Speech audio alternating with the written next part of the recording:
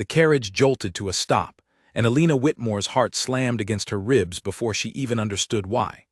Outside the window, torches lined a long stone driveway, and rows of servants stood in perfect silence, watching her arrival like she was a prisoner being delivered rather than a bride coming home. Her mother squeezed her hand so tightly it hurt. "Smile," her mother whispered. "Whatever happens tonight, smile." Alina did not understand what that meant, not yet. She would understand within hours, and by then it would be too late to run. 3 days earlier, her father had called her into his study, his face gray, his hands shaking around a letter sealed with a crest she did not recognize. He told her that Duke Sebastian Ashworth, the most desired man in the entire kingdom, had asked for her hand in marriage. Not courted her, not met her. Asked for her hand directly through a formal letter, as though she were an item being purchased rather than a woman being chosen. Alina had laughed at first, certain it was some kind of joke. Sebastian Ashworth was spoken of in every drawing room from the capital to the coast. Women fainted at dinner parties just from being seated near him. Mothers pushed their daughters into his path at every ball, every garden party, every church gathering. He was rich beyond counting, handsome in a way that made poets nervous, and cold in a way that made everyone want him more. He had never shown interest in anyone. Not once. Not in 5 years, since he inherited his title. And now, out of nowhere, he wanted her. Alina Whitmore, the quiet daughter nobody remembered at parties, the one who sat near the back of every ballroom with a book hidden in her shawl. "Why me?" she had asked her father. He could not answer her. He only looked away, toward the window, toward the fields that had gone unplanted for 2 years because there was no money left to plant them. And that was when Alina understood, at least partly. Her family was drowning in debt.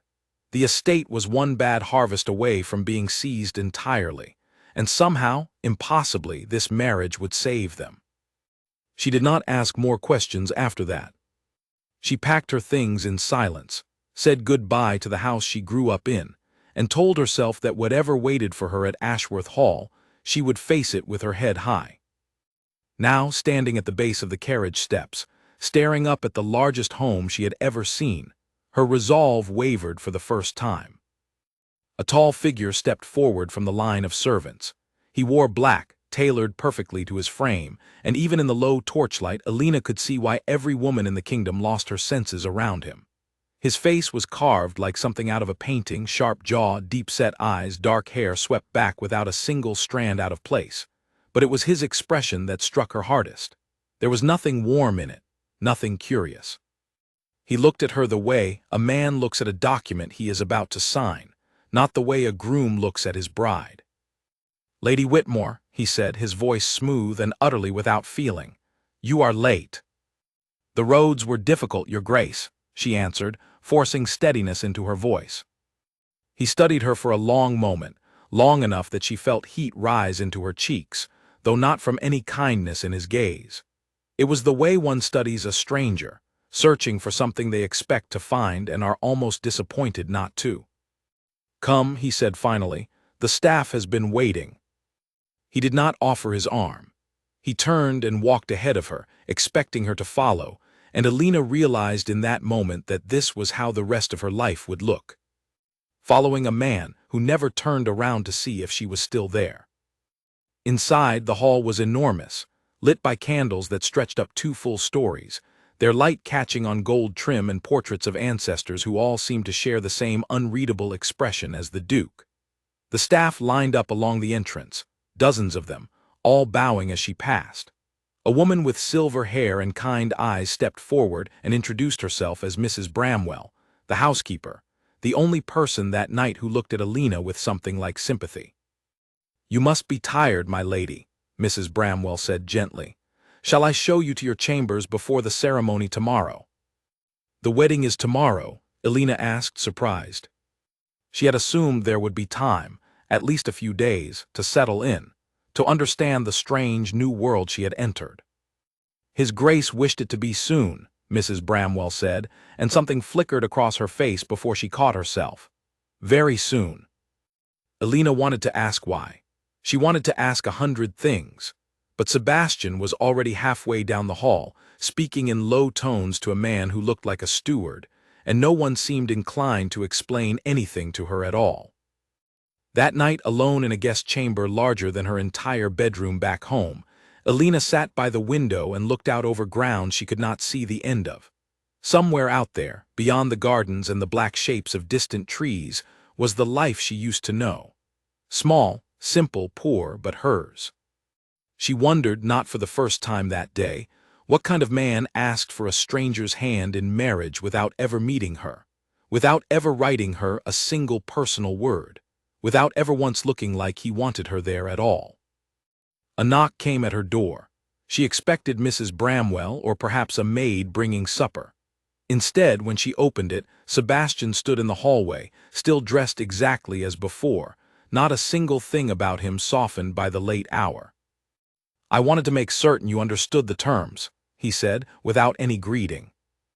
"Terms," Alina repeated. "This marriage will save your family's estate. In exchange, you will become my wife in name, host my events, manage this household, and never ask questions you have not been given permission to ask." His voice did not rise or fall. It stayed level, almost bored, as though he had rehearsed this speech many times before saying it aloud. "In return, you will want for nothing. Clothing, jewels, comfort, all of it will be yours." "And what will you want in return, Your Grace, besides my silence?" For the briefest moment, something shifted behind his eyes. Not warmth, something closer to surprise, as though he had not expected her to speak so plainly. It vanished as quickly as it appeared. "Only your cooperation," he said. "Nothing more. And if I refuse to simply be quiet and grateful?" "You will not refuse," he said, not cruelly, but with a certainty that unsettled her far more than cruelty would have. "You know what happens to your family if you do."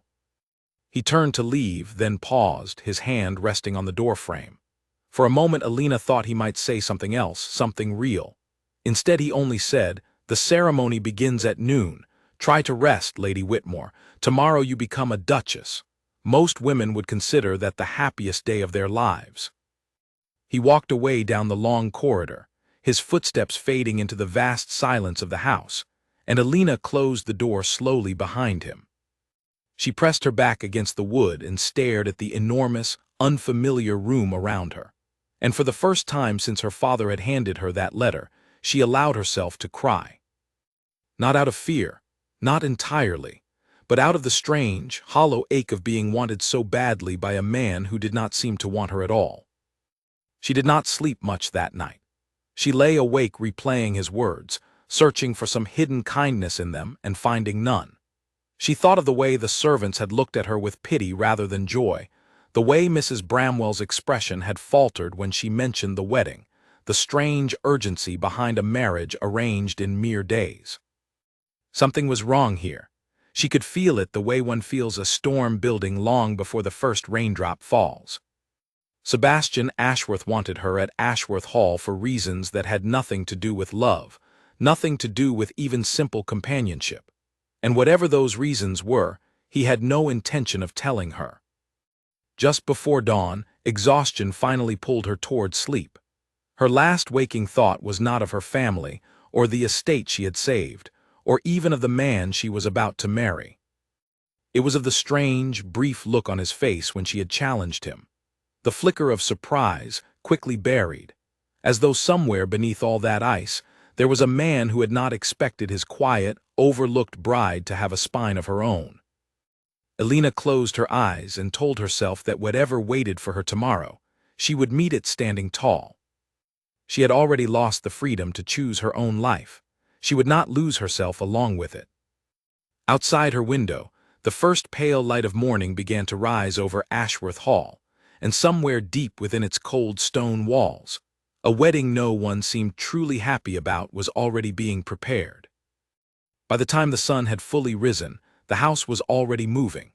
Alina could hear it through the walls, footsteps hurrying along corridors, the clatter of dishes, the low murmur of voices carrying instructions she could not quite make out. A young maid named Nora arrived shortly after with a tray of tea and warm bread, her eyes wide and curious as she set it down.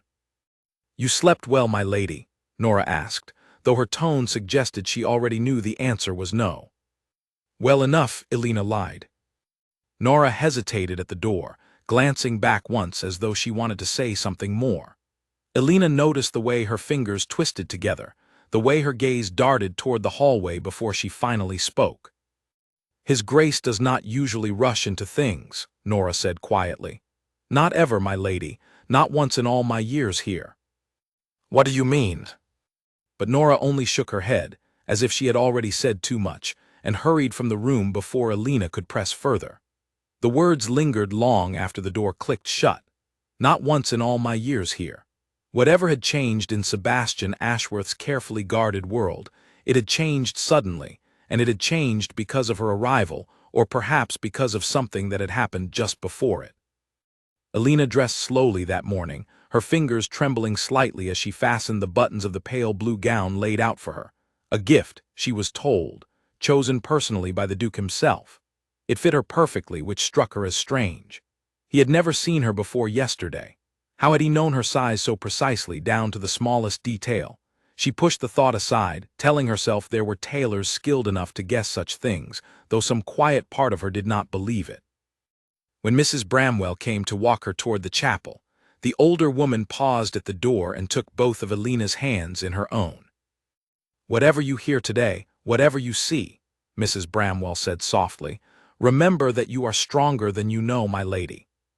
This house needs someone strong.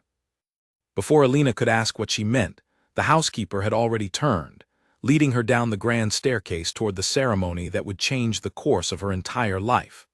With every step, Elena felt less like a bride walking toward love, and more like a soldier walking toward a battlefield she did not yet understand. Whatever waited for her beyond those chapel doors, she suspected it would test her in ways she had never been tested before. The chapel doors opened before Elena was ready for them, and a wall of sound hit her at once. Hundreds of voices whispering, gasping, murmuring her name and the Duke's in the same breath.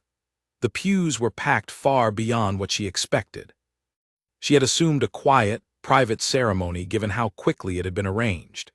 Instead, it seemed as though every noble family within 100 miles had crammed into the chapel to witness this moment, and Elena understood within seconds that most of them had not come for her at all. They had come to see him. Women in silk gowns leaned toward one another, fans covering their mouths as they whispered. Men in fine coats watched with expressions ranging from curiosity to open disappointment. Somewhere near the front, a young woman burst into quiet tears and had to be led out by an older relative, her sobs echoing faintly against the stone walls before the doors closed behind her. Elena kept her chin high and walked the long aisle alone. Her father had wanted to walk her down himself, but a strange instruction had come the night before, delivered through Mrs. Bramwell, that the bride would walk unaccompanied. Another detail that made no sense. Another small cruelty stacked upon the others. At the altar, Sebastian waited, dressed in deep charcoal, his expression as unreadable as it had been the night before. He did not smile as she approached. He did not soften. He simply watched her come toward him the way a man watches weather roll in, something to be endured rather than welcomed. But it was not his stillness that caught Elena's attention as she reached the altar. It was where his eyes kept drifting, again and again, toward a spot near the side of the chapel, half hidden behind a stone pillar. Elena followed his gaze once briefly and saw a woman standing there. Pale, beautiful in a fragile sort of way, dressed in gray rather than the bright colors everyone else wore, as though she had come to mourn rather than celebrate. Tears streamed silently down her face, and she made no effort to hide them. Elena did not know who she was, but she knew, with sudden and complete certainty, that this woman mattered to Sebastian in a way that Elena herself did not. The ceremony proceeded exactly as ceremonies do, words spoken, vows exchanged, rings placed on trembling fingers. Elena's voice shook slightly as she repeated her vows, though not from nerves alone. Sebastian's voice, by contrast, remained flawless and calm, as though he were reciting numbers from a ledger rather than promising his life to another person. When the priest finally pronounced them husband and wife, A ripple of polite applause moved through the chapel, but it felt thin, hollow, more obligation than joy. As they turned to face the gathered crowd, Alina caught one final glimpse of the woman in gray. She had already gone, slipped out some side door during the final vows, leaving nothing behind but an empty space where sorrow had stood only moments before. The reception that followed was held in the grand hall of Ashworth Hall itself, tables draped in white linen, towers of food no one seemed particularly hungry for, musicians playing songs that felt strangely out of place given the mood in the room. Alina sat beside her new husband at the head table, greeting guest after guest, most of whom spoke to Sebastian and barely acknowledged her at all, as though she were an afterthought attached to the real event of the evening. "You handled that well," Sebastian said quietly, during a rare lull between well-wishers. It was the first thing resembling a compliment he had offered her since her arrival. Alina turned to study him, searching his face for the meaning behind the words, but found nothing beyond simple, detached observation. "I did not realize I was being tested," she said. "Everything tonight was a test," he answered, and something in his tone made her believe him completely.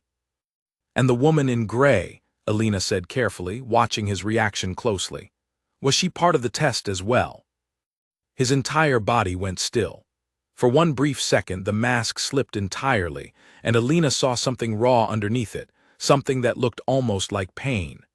Then it was gone, replaced instantly by the same cool composure he wore like armor. "You imagined it," he said flatly. "I did not." "Then you misunderstood what you saw." His voice carried a warning now, low and sharp enough that Alina felt the temperature of the conversation drop several degrees. "I would advise you not to mention her again. Not to me, and not to anyone in this household." Before Alina could respond, another guest approached, offering congratulations, and the moment passed, buried beneath forced smiles and polite conversation. But Alina did not forget it. She filed it away carefully, alongside Nora's strange comment that morning, alongside Mrs. Bramwell's warning, alongside every small, unexplained detail that had piled up since she arrived at Ashworth Hall. Something was being hidden from her. Someone was being hidden from her. And whoever the woman in gray was, she had clearly loved Sebastian Ashworth once, or perhaps still did, and her presence at his wedding had shaken him in a way nothing else that day had managed to do. As the evening wore on, the celebration grew louder, wine flowing freely, laughter rising from tables where guests had long since stopped watching the newly married couple. Alina found herself increasingly alone despite being surrounded by hundreds of people. Sebastian pulled away repeatedly by men in fine coats who spoke to him in low, urgent tones about matters she was never invited to hear. At one point, she overheard two older women speaking behind their fans, their voices pitched just loud enough to carry. "Poor girl has no idea what she has walked into," one murmured. "They say the Duke only married her because he had no other choice," the second replied. "Something about the Hartley family. Something about protecting someone." "Protecting who?" "Hush, here he comes." The women fell silent as Sebastian approached, but Alina's mind raced with the fragment she had caught. The Hartley family. Someone he needed to protect.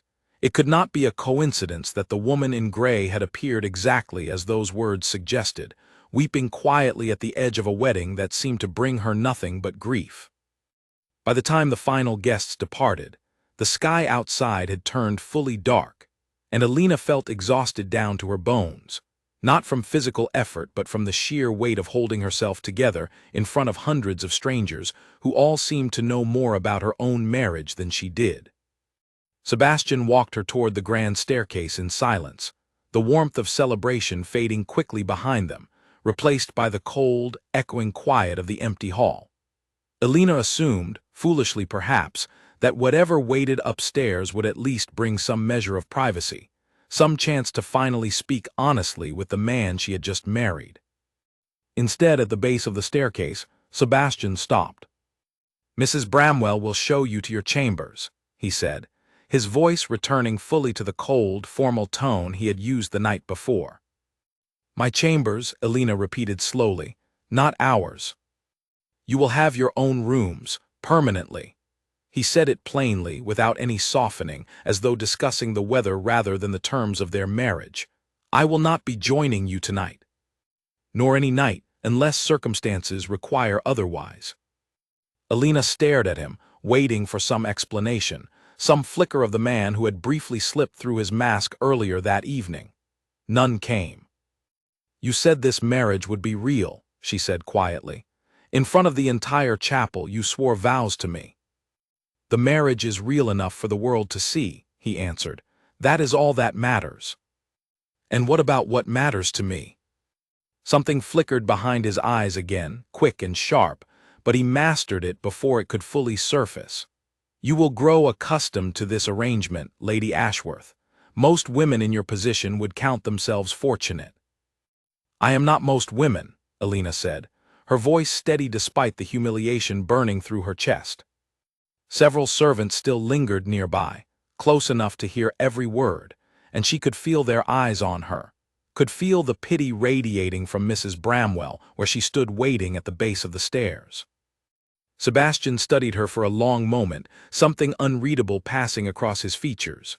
"No," he said finally, quietly, almost to himself. "I do not suppose you are." Then he turned and walked away, disappearing down a corridor that led toward the opposite wing of the house, leaving Alina standing alone at the foot of the staircase on what should have been the happiest night of her life. A husband who did not want her, a house full of secrets, and a wedding night she would spend entirely by herself. Mrs. Bramwell approached quietly and offered her arm. "Come, my lady. Let me show you upstairs." Alina did not cry this time. She had cried enough the night before, and something in her had hardened since then, some quiet resolve settling into place. She followed Mrs. Bramwell up the stairs in silence, her back straight, her chin lifted, refusing to give the whispering servants the satisfaction of watching her break. But as she reached the door of her new chambers, she paused and turned to the older woman. "Who is Isabel Hartley?" she asked quietly. Mrs. Bramwell's face went pale. For a long moment she said nothing at all, glancing nervously down the empty corridor as though afraid someone might be listening. "That is not a name spoken in this house, my lady," she finally whispered. "Not since the day everything changed." "What day? What changed?" "Please," Mrs. Bramwell said, her voice trembling slightly. "It is not my place to say, but be careful, Lady Ashworth. There are wounds in this house far deeper than you understand, and some of them are still bleeding." With that, she gave a small, sad bow and hurried away, leaving Alina alone in front of her chamber door, the name Isabel Hartley echoing through her mind like a bell that would not stop ringing. She entered her rooms and closed the door softly behind her, leaning against it in the darkness. Whatever had happened between Sebastian and this Isabel Hartley, it was clearly the reason for everything strange that had unfolded since her arrival: the rushed wedding, the woman in gray, the cold distance in her husband's eyes, the servants who flinched at the mere mention of a name. Alina had come to Ashworth Hall believing she was simply a bride in a marriage of convenience, a quiet solution to her family's financial troubles. But standing there in the dark, on the night of her wedding, utterly alone, she understood with growing certainty that she had actually walked into the middle of a story that had begun long before her arrival, one filled with heartbreak, secrets, and a grief so deep it had frozen the heart of the most desired man in the kingdom. Whatever had happened to Isabel Hartley, Alina was determined to find out. Not for curiosity's sake alone, but because some quiet instinct told her that her own future, her own safety, and perhaps even her own heart, were already tangled up in a mystery she had never asked to inherit. Before sleep took her, Alina rose once more and crossed to the tall window overlooking the eastern gardens, unable to settle her racing thoughts. Moonlight spilled across neatly trimmed hedges and a stone fountain that had long since gone still for the night.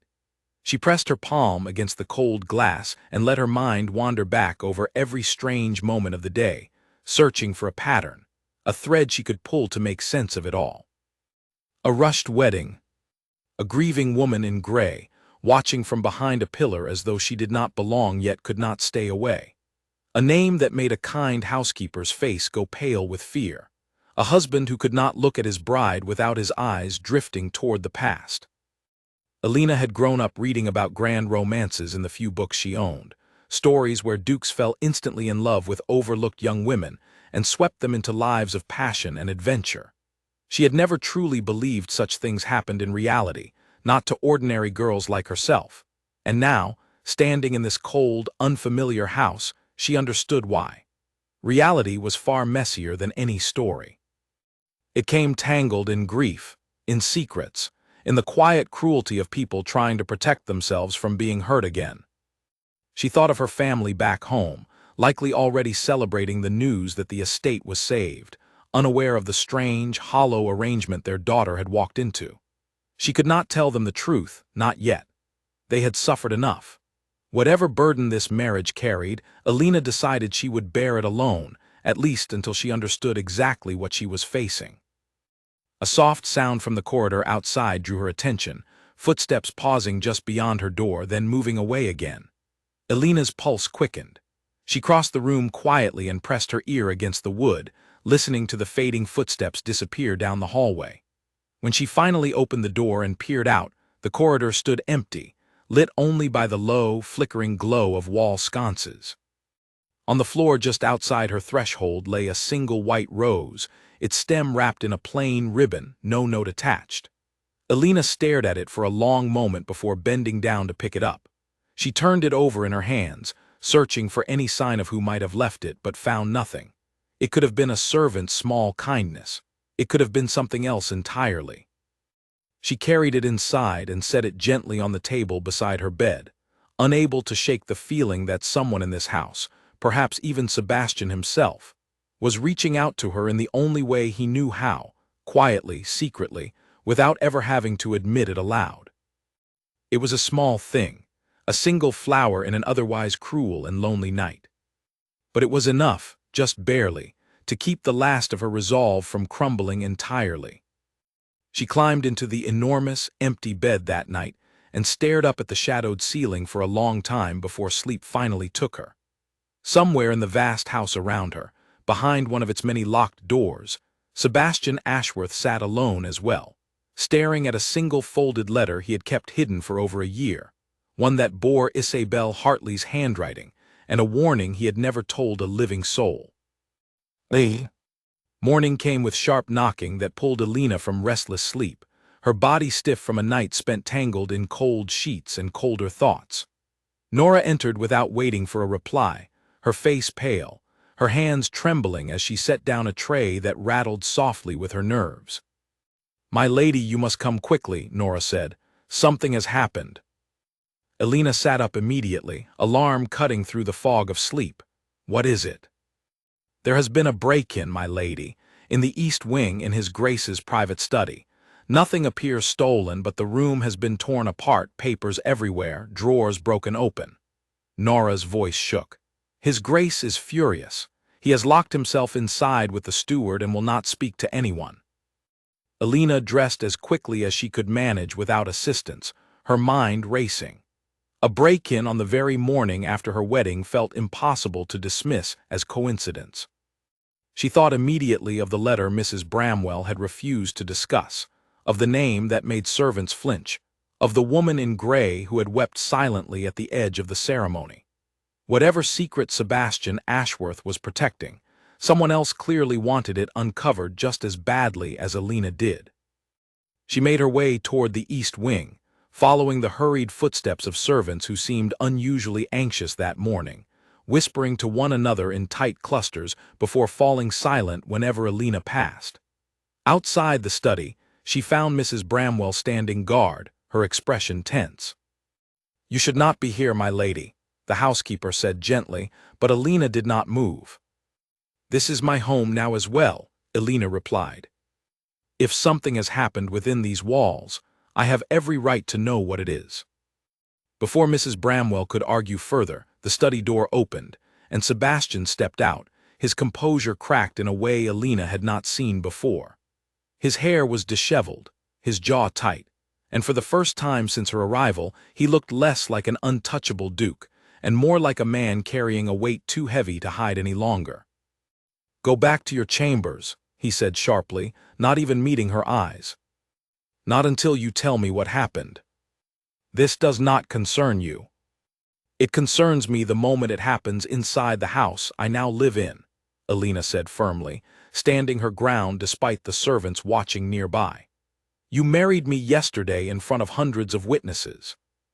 If there is danger here, I deserve to understand what kind. Sebastian's jaw tightened further, and for a moment Alina thought he might simply walk away, as he had done the night before. Instead, something in her steady, unwavering gaze seemed to reach him.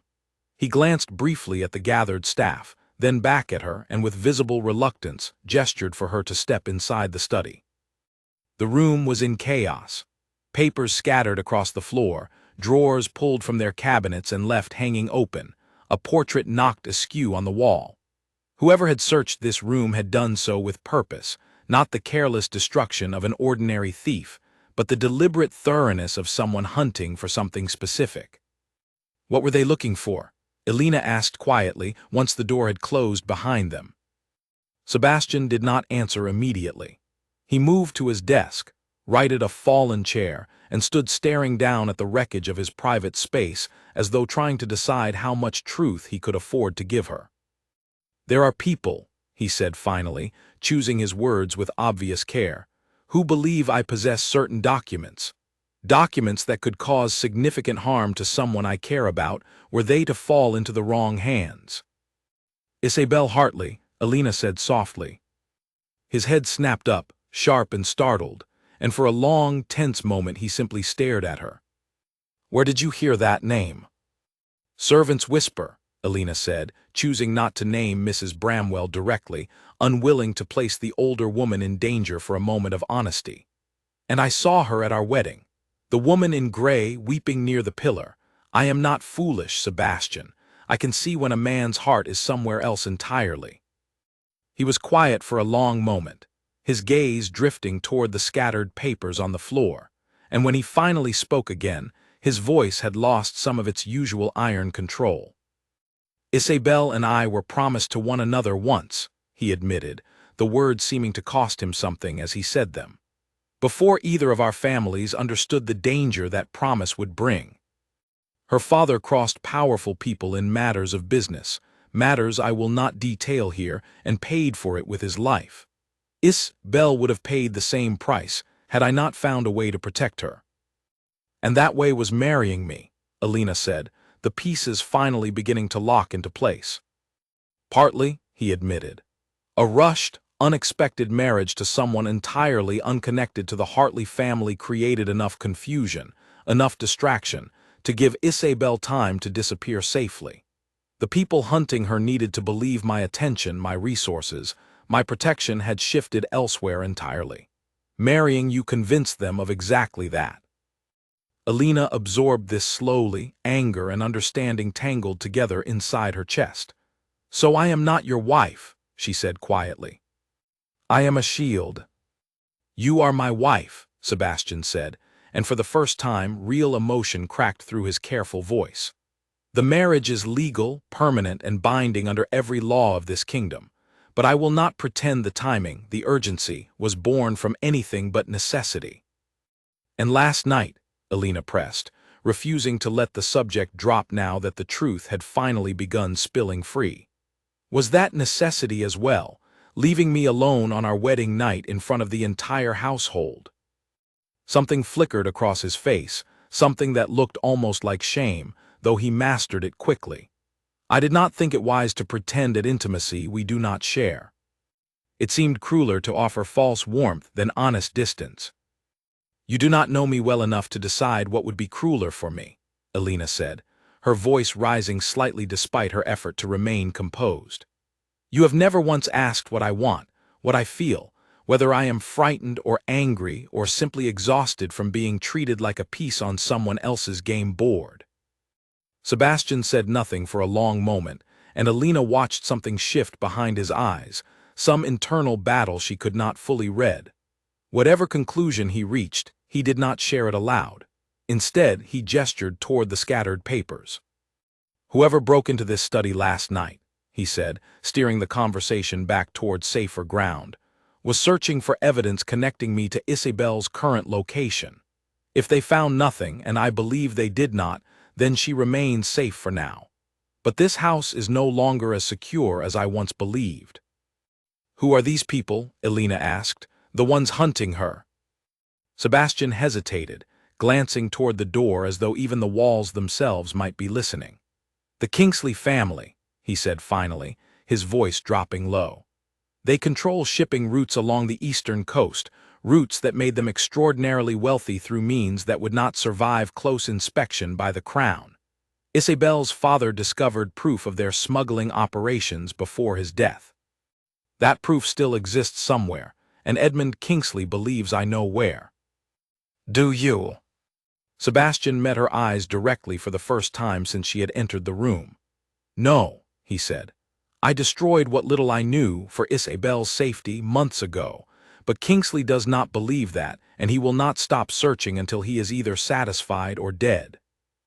The weight of his words settled heavily over Elena, and she found herself understanding, slowly and reluctantly, the impossible position her new husband had been navigating long before she ever arrived at Ashworth Hall.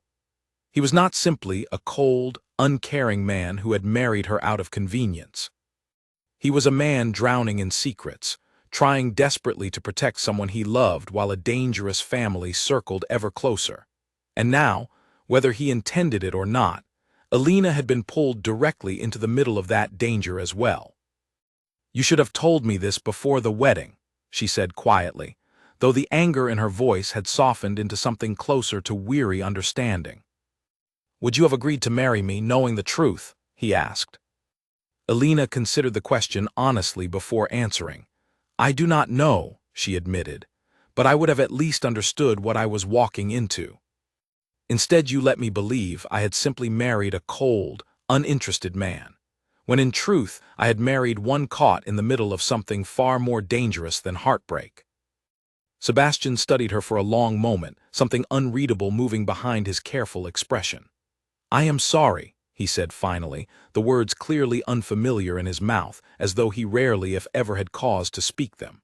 Not for the marriage itself, that I do not regret, whatever else you may think of me, but for the manner in which I have treated you since your arrival. You did not deserve to be dragged into this without understanding why. It was not a grand apology. It was not tender or romantic in any of the ways Elena had once imagined a husband's words might be. But it was honest, and after 2 days of cold silence and careful deflection, honesty felt like more than she had expected to receive from him at all. What happens now? She asked. Now, Sebastian said, straightening slightly, some of his usual composure returning as he surveyed the ruined study around them. We ensure this house is protected. I will double the guard, review every member of staff for loyalty, and take greater care with anything connected to Isabel's whereabouts. He paused, glancing at Elena with something almost like consideration. And you, if you are willing, might help maintain the appearance our marriage requires. If Kingsley believes you to be nothing more than an inconvenient, overlooked bride, he may underestimate exactly how much you already know. You want me to pretend to be foolish, Elena said, a small, humorless smile touching her lips. I want you to be careful, Sebastian corrected. There is a difference, and given what I have seen of you these past 2 days, Lady Ashworth, I suspect careful will suit you far better than foolish ever could. It was, strangely, the closest thing to a compliment he had offered her yet, wrapped inside a warning about danger neither of them had asked for.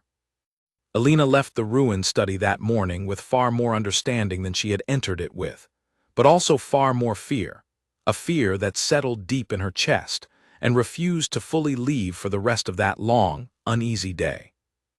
That afternoon, while walking the gardens to clear her mind, Elena noticed a man standing near the estate's outer wall, watching the house with an intensity that made her skin prickle with unease. He wore no livery she recognized, no mark of any household she could place. When their eyes met across the distance, he did not look away or pretend innocence. He simply held her gaze for several long, deliberate seconds before turning and disappearing into the tree line beyond the property's edge. Elena hurried back inside immediately, her heart pounding, and found Sebastian in the corridor near his study, still overseeing the cleanup of the previous night's chaos. "There was a man," she said breathlessly, "watching the house from the tree line. He did not run when I saw him. He wanted to be seen." Sebastian's expression darkened instantly, and he called for the head of his household guard without hesitation, issuing rapid instructions Alina could barely follow. But beneath the urgency of the moment, she noticed something else in his eyes as he turned back toward her, something that had not been there before. Concern, real, unguarded concern directed entirely at her. "Stay close to the house from now on," he said, his voice low and serious. "Do not walk the grounds alone again until this matter is resolved." "Are you worried about me?" Alina asked carefully, "or worried about what I might have already seen?" Sebastian's answer came quietly, almost reluctantly, as though the words surprised even himself as he spoke them. "Both," he admitted. "I find I am worried about both." It was a small crack in the wall he had built so carefully around himself. But Alina noticed it, and something in her chest tightened at the sight of it. A fragile, unexpected warmth she had not expected to feel toward the cold, distant man she had married only one day before. Whatever else this marriage might bring, danger, secrets, heartbreak inherited from someone else's tragedy, Alina began to suspect it might also bring something she had never anticipated at all. The possibility, however small, that Sebastian Ashworth was capable of caring for her after all. By evening, the household guard had searched the tree line and the surrounding fields without finding any trace of the stranger, though they returned with a single piece of evidence: a boot print pressed deep into soft earth near the eastern wall, far larger than any print left by Ashworth Hall's own staff. Sebastian examined it himself, crouched in the fading light with a lantern held close, his expression grim. "Kingsley's men favor boots like these," he said quietly, more to himself than to Alina, who had insisted on accompanying him despite his earlier instruction to remain inside. "Reinforced soles, built for long travel over rough terrain, not the footwear of a common thief." "Then he was sent," Alina said, "not simply passing by." "Sent to watch," Sebastian agreed, rising and brushing dirt from his hands. "Which means they already suspect something has changed here. A rushed wedding rarely goes unnoticed by men who make their fortune noticing things others miss." They walked back toward the house together in the deepening dusk, an unusual silence settling between them, less hostile than the silences of the previous 2 days, though still heavy with everything neither of them had yet said aloud. Alina found herself stealing glances at her husband as they walked, trying to reconcile the cold, distant man from their wedding night with the one who now walked beside her, jaw tight with genuine worry, shoulders carrying a burden far heavier than mere social obligation. "May I ask you something?" she said finally, breaking the silence as they reached the edge of the garden. "You may ask," Sebastian said. "I cannot promise an answer. Do you still love her, Isabel?" He did not answer immediately, his footsteps slowing slightly as he considered the question with obvious care. When he finally spoke, his voice carried none of the sharp defensiveness she had expected. "I loved the idea of a life I believed we would share," he said slowly. "Before everything changed, before her father's death, before the danger that followed, whether what remains is love or simply grief for something taken before it could fully grow, I honestly could not tell you." He paused, glancing sideways at Alina with an expression she could not quite name. "It is not a comfortable thing to examine one's own heart so closely. I have avoided doing so for quite some time." "That seems like a lonely way to live," Alina said quietly. "It is," he admitted, surprising her with the honesty of it. "Lonelier than I fully understood, perhaps, until a stranger arrived at my door 2 days ago and began asking questions I had spent a year avoiding asking myself." Alina did not know how to respond to that, so she said nothing at all, letting the quiet settle comfortably between them as they climbed the stone steps back toward the great house, its windows now glowing warm against the darkening sky. At the door, Sebastian paused, his hand resting briefly, almost hesitantly, near her own before he seemed to catch himself and withdrew it. "Thank you," he said, "for telling me about the man at the tree line." for trusting me enough to bring it directly to me, rather than keeping it to yourself out of fear or resentment. We are supposed to be partners in this, Alina said simply. Even if the marriage began as something else entirely, I intend to honor that much at least. Something shifted in his expression at her words, subtle but unmistakable, and for the briefest moment, Alina thought he might reach for her hand again, might finally close the careful distance he had kept between them since her arrival. Instead, he simply nodded, opened the door, and gestured for her to step inside ahead of him. The moment passing before either of them could fully name what had almost happened between them in the quiet dark of the garden. That night, as Alina prepared for bed once more in her lonely chambers, she found herself thinking less of Isabel Hartley or the Kingsley family or the stranger watching from the tree line, and more of the brief, fragile warmth she had glimpsed in her husband's eyes as they walked together through the fading light. It was not love, not yet, perhaps not ever. But it was something, a crack of genuine feeling breaking through the careful ice he had built around himself, and Alina found herself daring, just slightly, to hope that whatever this strange, dangerous marriage might become, it would not remain cold and distant forever.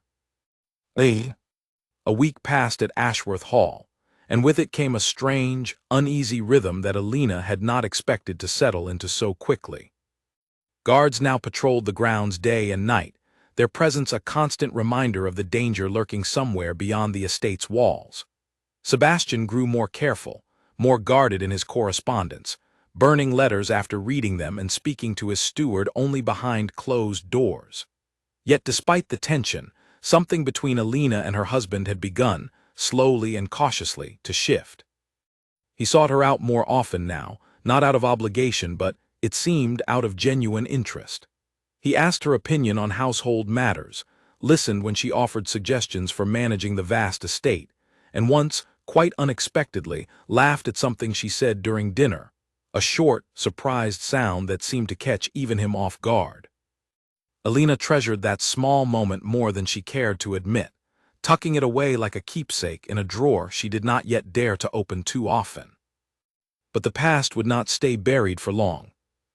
It was Charlotte, Alina's younger sister, who arrived unannounced one gray morning, her carriage rattling up the long drive with far more urgency than any social visit required. Alina rushed out to meet her, alarmed by the pale, frightened look on her sister's face. "Charlotte, what has happened?" "Father," Charlotte gasped, nearly stumbling as she climbed down from the carriage.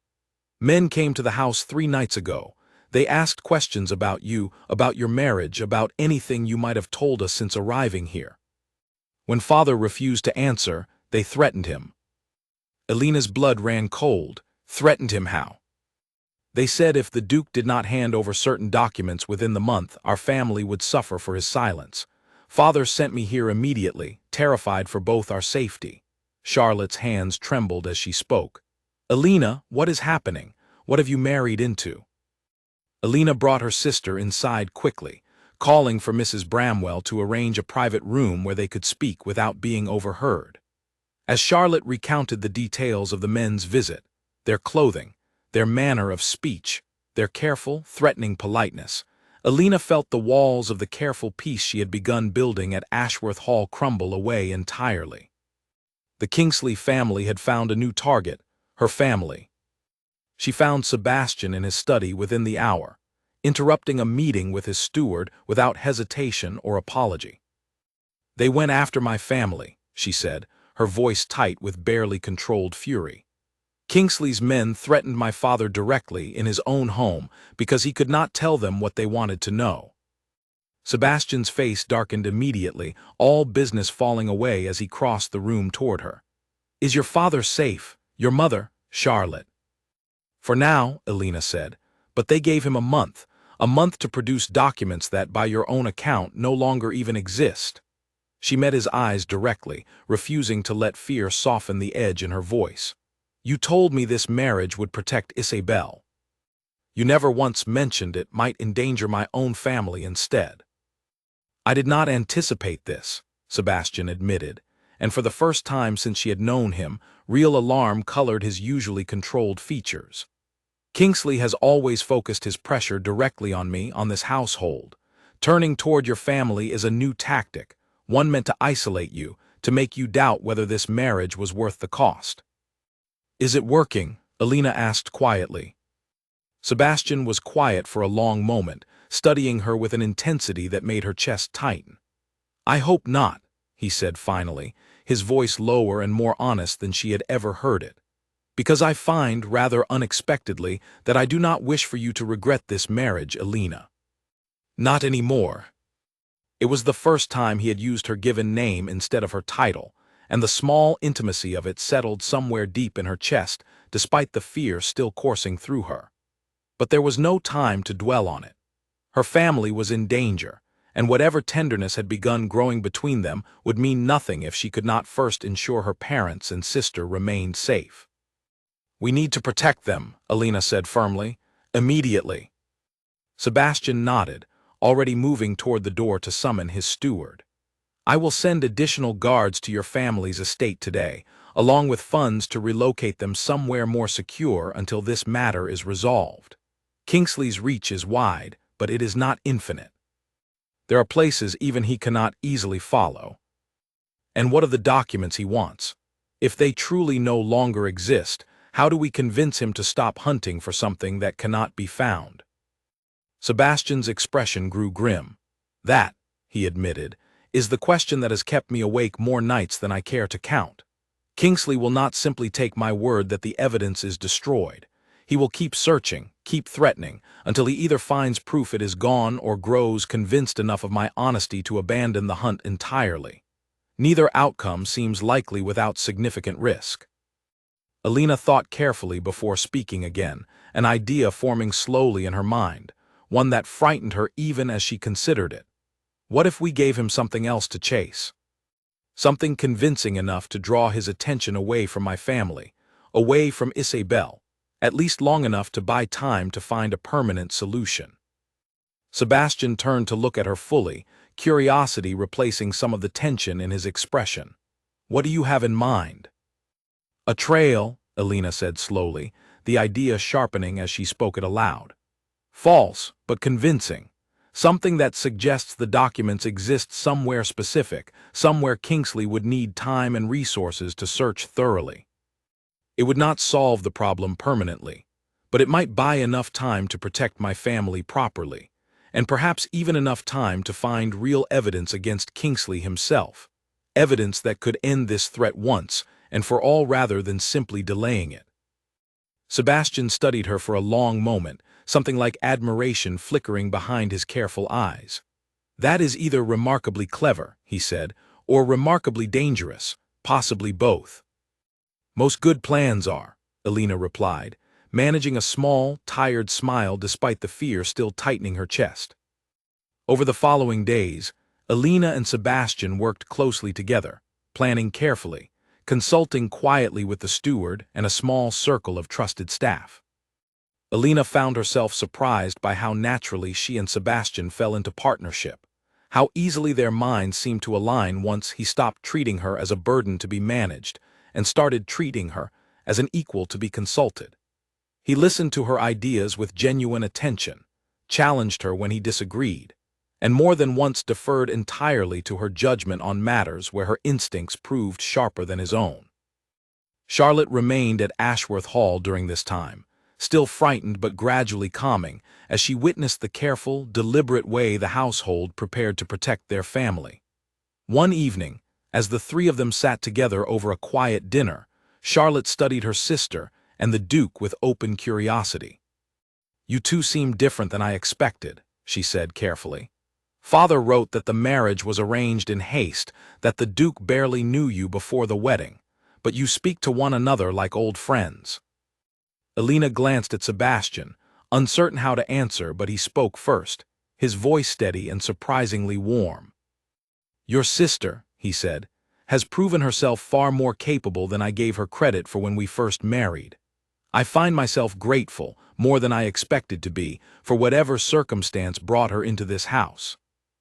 Charlotte's eyebrows rose slightly at the unexpected warmth in his tone, and Alina felt heat rise into her own cheeks. unused to hearing such open acknowledgement from a man who had, only a week earlier, left her utterly alone on their wedding night. Much had changed in a short span of time, and Alina was not entirely certain what to make of it. Only that the cold distance she had once feared would define her marriage seemed to be thawing, slowly but unmistakably, into something else entirely. That night after Charlotte had retired and the house had grown quiet, Alina found Sebastian alone in the library, staring into the low fire without truly seeing it. "You should be resting," she said gently, stepping into the room. "I keep thinking of what might happen if our plan fails," he admitted, not looking up. "If Kingsley sees through the false trail too quickly, or if he grows impatient and turns his cruelty back toward your family before we can properly protect them." "Then we will adapt," Alina said, settling into the chair across from him. "We have already proven this past week that we work well together when the situation demands it. I trust that we will find another way forward if this one fails." Sebastian finally looked up at her, firelight catching the exhaustion and worry etched into his features, along with something softer underneath it, something that looked almost like gratitude. "A week ago," he said quietly, "I could not have imagined saying this. But I am glad, Alina, that fate or circumstance or whatever force arranged our marriage chose you specifically. I do not know that any other woman could have faced everything you have faced this past week with the strength you have shown." Alina felt something warm bloom in her chest at his words, quiet and unexpected, and for a moment neither of them spoke, the fire crackling softly between them as an entirely new kind of silence settled over the room, one built not from distance or coldness, but from something far more fragile and far more hopeful than either of them had expected to find in a marriage that began with such a cruel and lonely wedding night. The following morning, the false trail was set into motion. Sebastian arranged for a coded letter to pass through a courier known to accept payment from multiple sides, a man whose loyalty could be bought but whose discretion could not, a combination that made him perfect for their purpose. The letter suggested, in careful and deliberately vague language, that certain sensitive papers had been moved to a small property near the northern coast, an old hunting lodge that had belonged to Sebastian's late uncle and stood mostly forgotten by everyone except the household records. "If Kingsley takes the bait," Sebastian explained to Alina as they walked the garden path that afternoon, "his men will spend weeks searching that lodge and the surrounding villages. It will buy us time, and more importantly, it will pull his attention away from your family and from Isabel's true location." "And if he does not take the bait?" Alina asked. "Then we will know Kingsley is more careful than we hoped, and we will need to consider more drastic measures." Sebastian's jaw tightened slightly at the thought, though he did not elaborate further, and Alina did not press him, sensing that some plans were better discussed only when necessity demanded it. Charlotte remained at Ashworth Hall for several more days, growing steadily more comfortable within its walls, though she remained watchful, casting nervous glances toward the tree line whenever she walked the grounds with Alina. The two sisters spent long afternoons together in the sitting room, Charlotte peppering Alina with questions about her new life, her new husband, and the strange, dangerous world she had married into. "He looks at you differently than I expected," Charlotte observed one afternoon, watching from the window as Sebastian crossed the courtyard below, deep in conversation with his steward. "Father's letter made it sound as though the marriage was purely business, cold and distant." "It began that way," Alina admitted. "Perhaps it still is in some ways, but something has shifted since the wedding. I could not tell you exactly when or why, only that it has happened." "Do you love him?" Charlotte asked, with the blunt directness only a younger sister could manage. Alina considered the question carefully before answering, unwilling to offer a dishonest reply even to satisfy her sister's curiosity. "I do not know," she said finally. "I respect him. I trust him more than I expected to trust a man I barely knew a week ago. Whether that will grow into love, I cannot yet say. But I no longer dread this marriage the way I did on our wedding night, and that alone feels like more than I dared hope for when father first told me of the arrangement." Charlotte studied her sister for a long moment, then reached over and squeezed her hand gently, Then perhaps that is enough for now. Love has grown from smaller beginnings than this. News arrived 4 days later that the false trail had worked exactly as intended. A rider, sent quietly to monitor the Northern Lodge, reported that unfamiliar men had been seen combing the property and questioning villagers in the nearby town, their questions careful but unmistakably focused on the very documents Sebastian had claimed no longer existed. For the first time since the break-in at the study, a genuine sense of relief settled over Ashworth Hall. Sebastian used the reprieve to send Charlotte home under heavy guard, along with a substantial sum to help her family relocate temporarily to a quieter, better protected corner of the countryside until the greater threat could be resolved entirely. Alina said her goodbyes at the carriage with a tight embrace, promising to write often and to visit as soon as it was safe to do so. "Be careful," Charlotte whispered against her sister's shoulder. "Whatever this is, whatever danger still lingers, promise me you will not let it consume you the way it seems to have consumed him before you arrived." "I promise," Alina said, though even as she spoke the words, some quiet part of her wondered whether such a promise could truly be kept, given how deeply she had already begun to entangle her own fate with Sebastian's, and with the shadow of Isabel Hartley that still lingered over every corner of Ashworth Hall. As the carriage disappeared down the long drive, Sebastian came to stand quietly beside her, his shoulder nearly brushing her own. "Your family will be safe," he said. "I have made certain of it." "Thank you," Alina said softly, and meant it fully, in a way she would not have thought possible only 2 weeks before. "For everything you have done this past week." "You did far more than I did," Sebastian replied. "The plan was yours, I merely carried it out." He paused, glancing down at her with an expression she was beginning to recognize as something close to genuine warmth. "I am beginning to think, Lady Ashworth, that I underestimated you rather badly when we first met." "You are not the first person to make that mistake," Alina said, a small smile tugging at her lips despite the exhaustion of the past week. "But I intend to make certain you are the last." Sebastian's answering smile, brief and unguarded, was the first true smile she had seen from him since her arrival, and it lingered in her mind long after they turned back toward the house. A small, fragile promise of something warmer yet to come between them, even as the greater danger from Edmund Kingsley still waited, patient and unresolved, somewhere beyond the safety of Ashworth Hall's walls. 3 weeks passed in relative calm, and Ashworth Hall began to feel less like a fortress under siege, and more like a home slowly finding its footing. The false trail continued to hold Kingsley's men occupied along the northern coast, and with the immediate danger temporarily contained, Alina found herself settling into a rhythm she had not expected to enjoy so thoroughly. She took over management of the household accounts, a task Sebastian handed to her almost without discussion, as though it had never occurred to him that anyone else might handle it as well as she did. She reorganized the kitchen staff schedules to reduce waste, negotiated better prices with the local merchants who supplied the estate, and even settled a long-standing dispute between 2 senior servants that had apparently simmered unresolved for over a year before her arrival.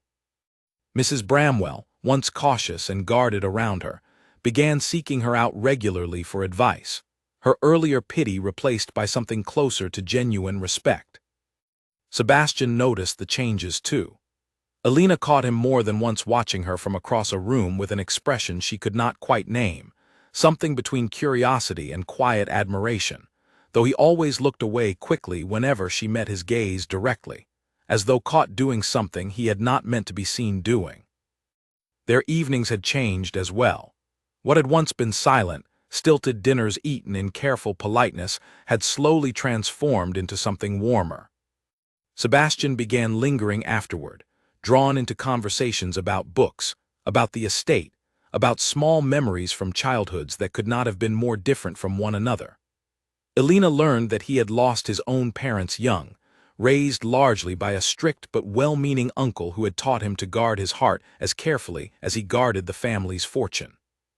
It explained much about the cold, careful man she had first met on her wedding night, though it did not excuse the cruelty of that particular evening, a fact Sebastian himself seemed increasingly aware of. "I have been thinking," he said one evening as they sat together in the library, "about that first night. The wedding night." Alina looked up from the book she had been only half reading, her attention fully caught by the sudden seriousness in his tone. "What about it?" "I handled it poorly," he admitted, setting aside his own book entirely. "I told myself I was protecting you, sparing you from false intimacy given the circumstances of our marriage. But in truth, I think I was protecting myself. I did not know how to be close to someone again after Isabel, and it was easier to build walls than to risk feeling something and losing it a second time." Alina set her own book down carefully, giving his words the full weight they deserved. "That does not excuse humiliating me in front of the entire household," she said, though there was no real anger left in her voice, only honesty. "No," he agreed, "it does not, and I am sorry for that more than I have properly said before now." It was, Alina realized, the closest thing to a true apology he had offered since their marriage began, and something in her chest loosened at finally hearing it spoken plainly, without excuse or deflection. "Thank you," she said softly, "for saying that." They sat in comfortable silence for a while after that, the fire crackling low in the hearth, and Alina found herself studying the sharp lines of his face in the firelight, wondering, not for the first time, how a man so guarded could also be so quietly generous in the small, unspoken ways he had shown her over the past weeks. The guards he had sent to protect her family. The careful attention he now paid to her opinions on estate matters. The rare, unguarded smiles that had begun appearing more frequently whenever they spoke. It was Sebastian who finally broke the silence, his voice quieter and more hesitant than she had ever heard it. "May I ask you something, Alina?" "Of course." "Do you regret this marriage? Knowing everything you know now, the danger, the secrets, the manner in which it began. If you could choose again, would you still walk down that aisle?"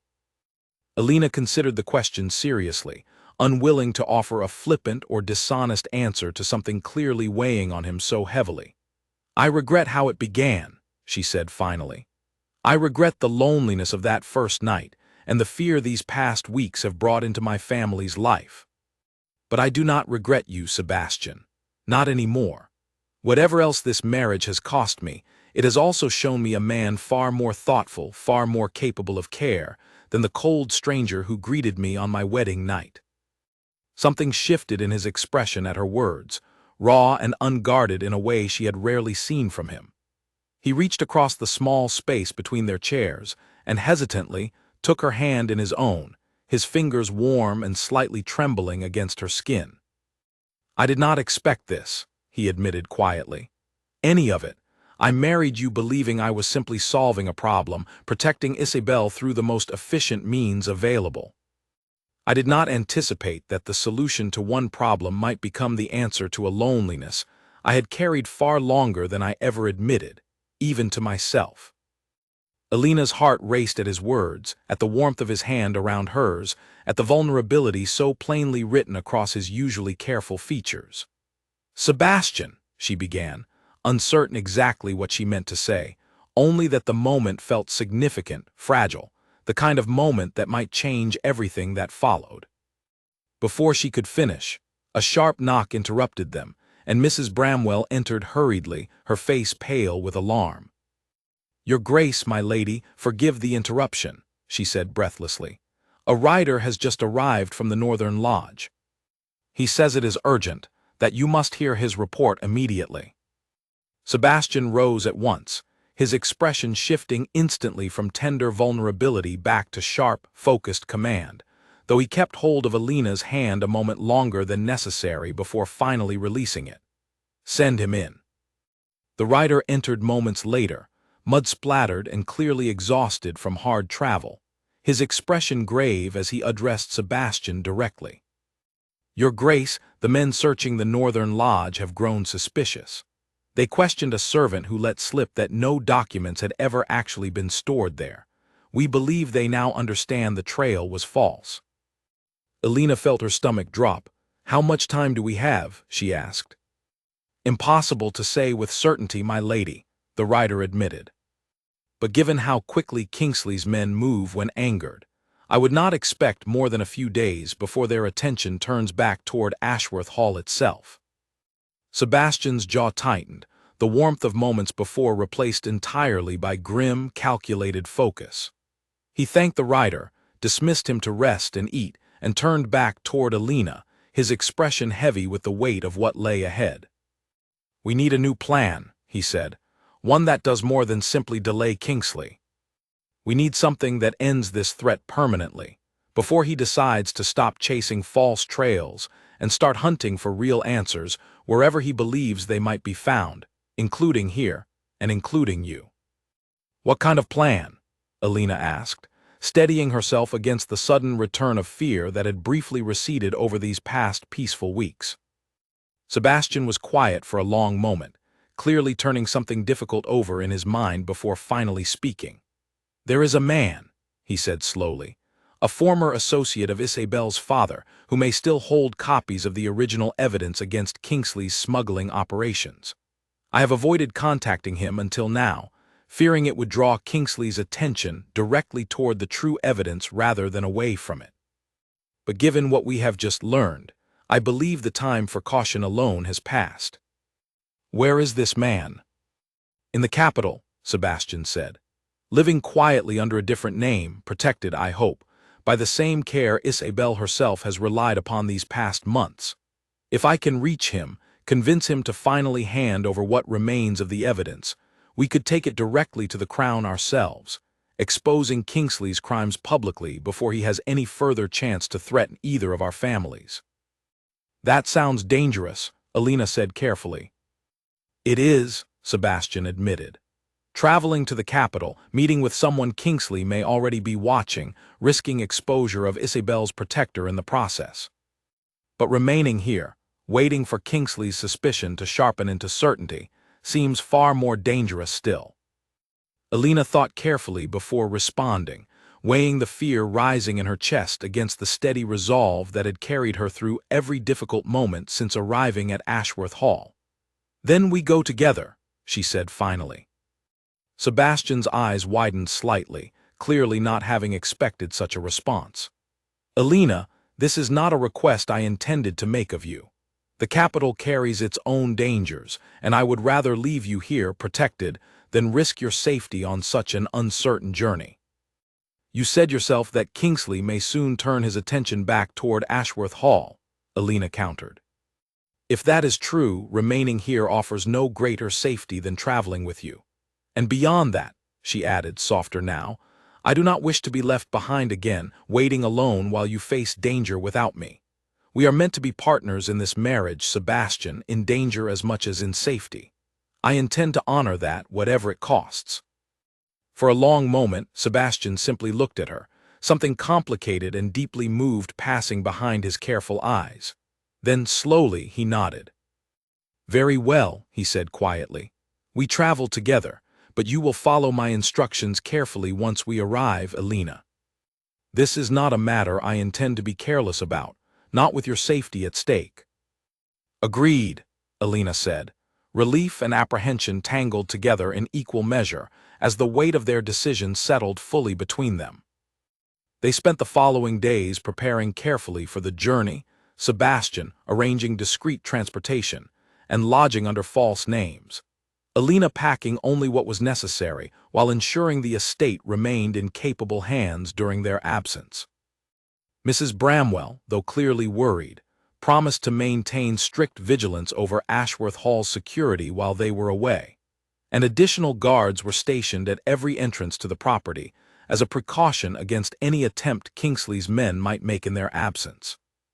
The night before their departure, Alina found herself unable to sleep, her mind circling restlessly around everything that might await them in the capital.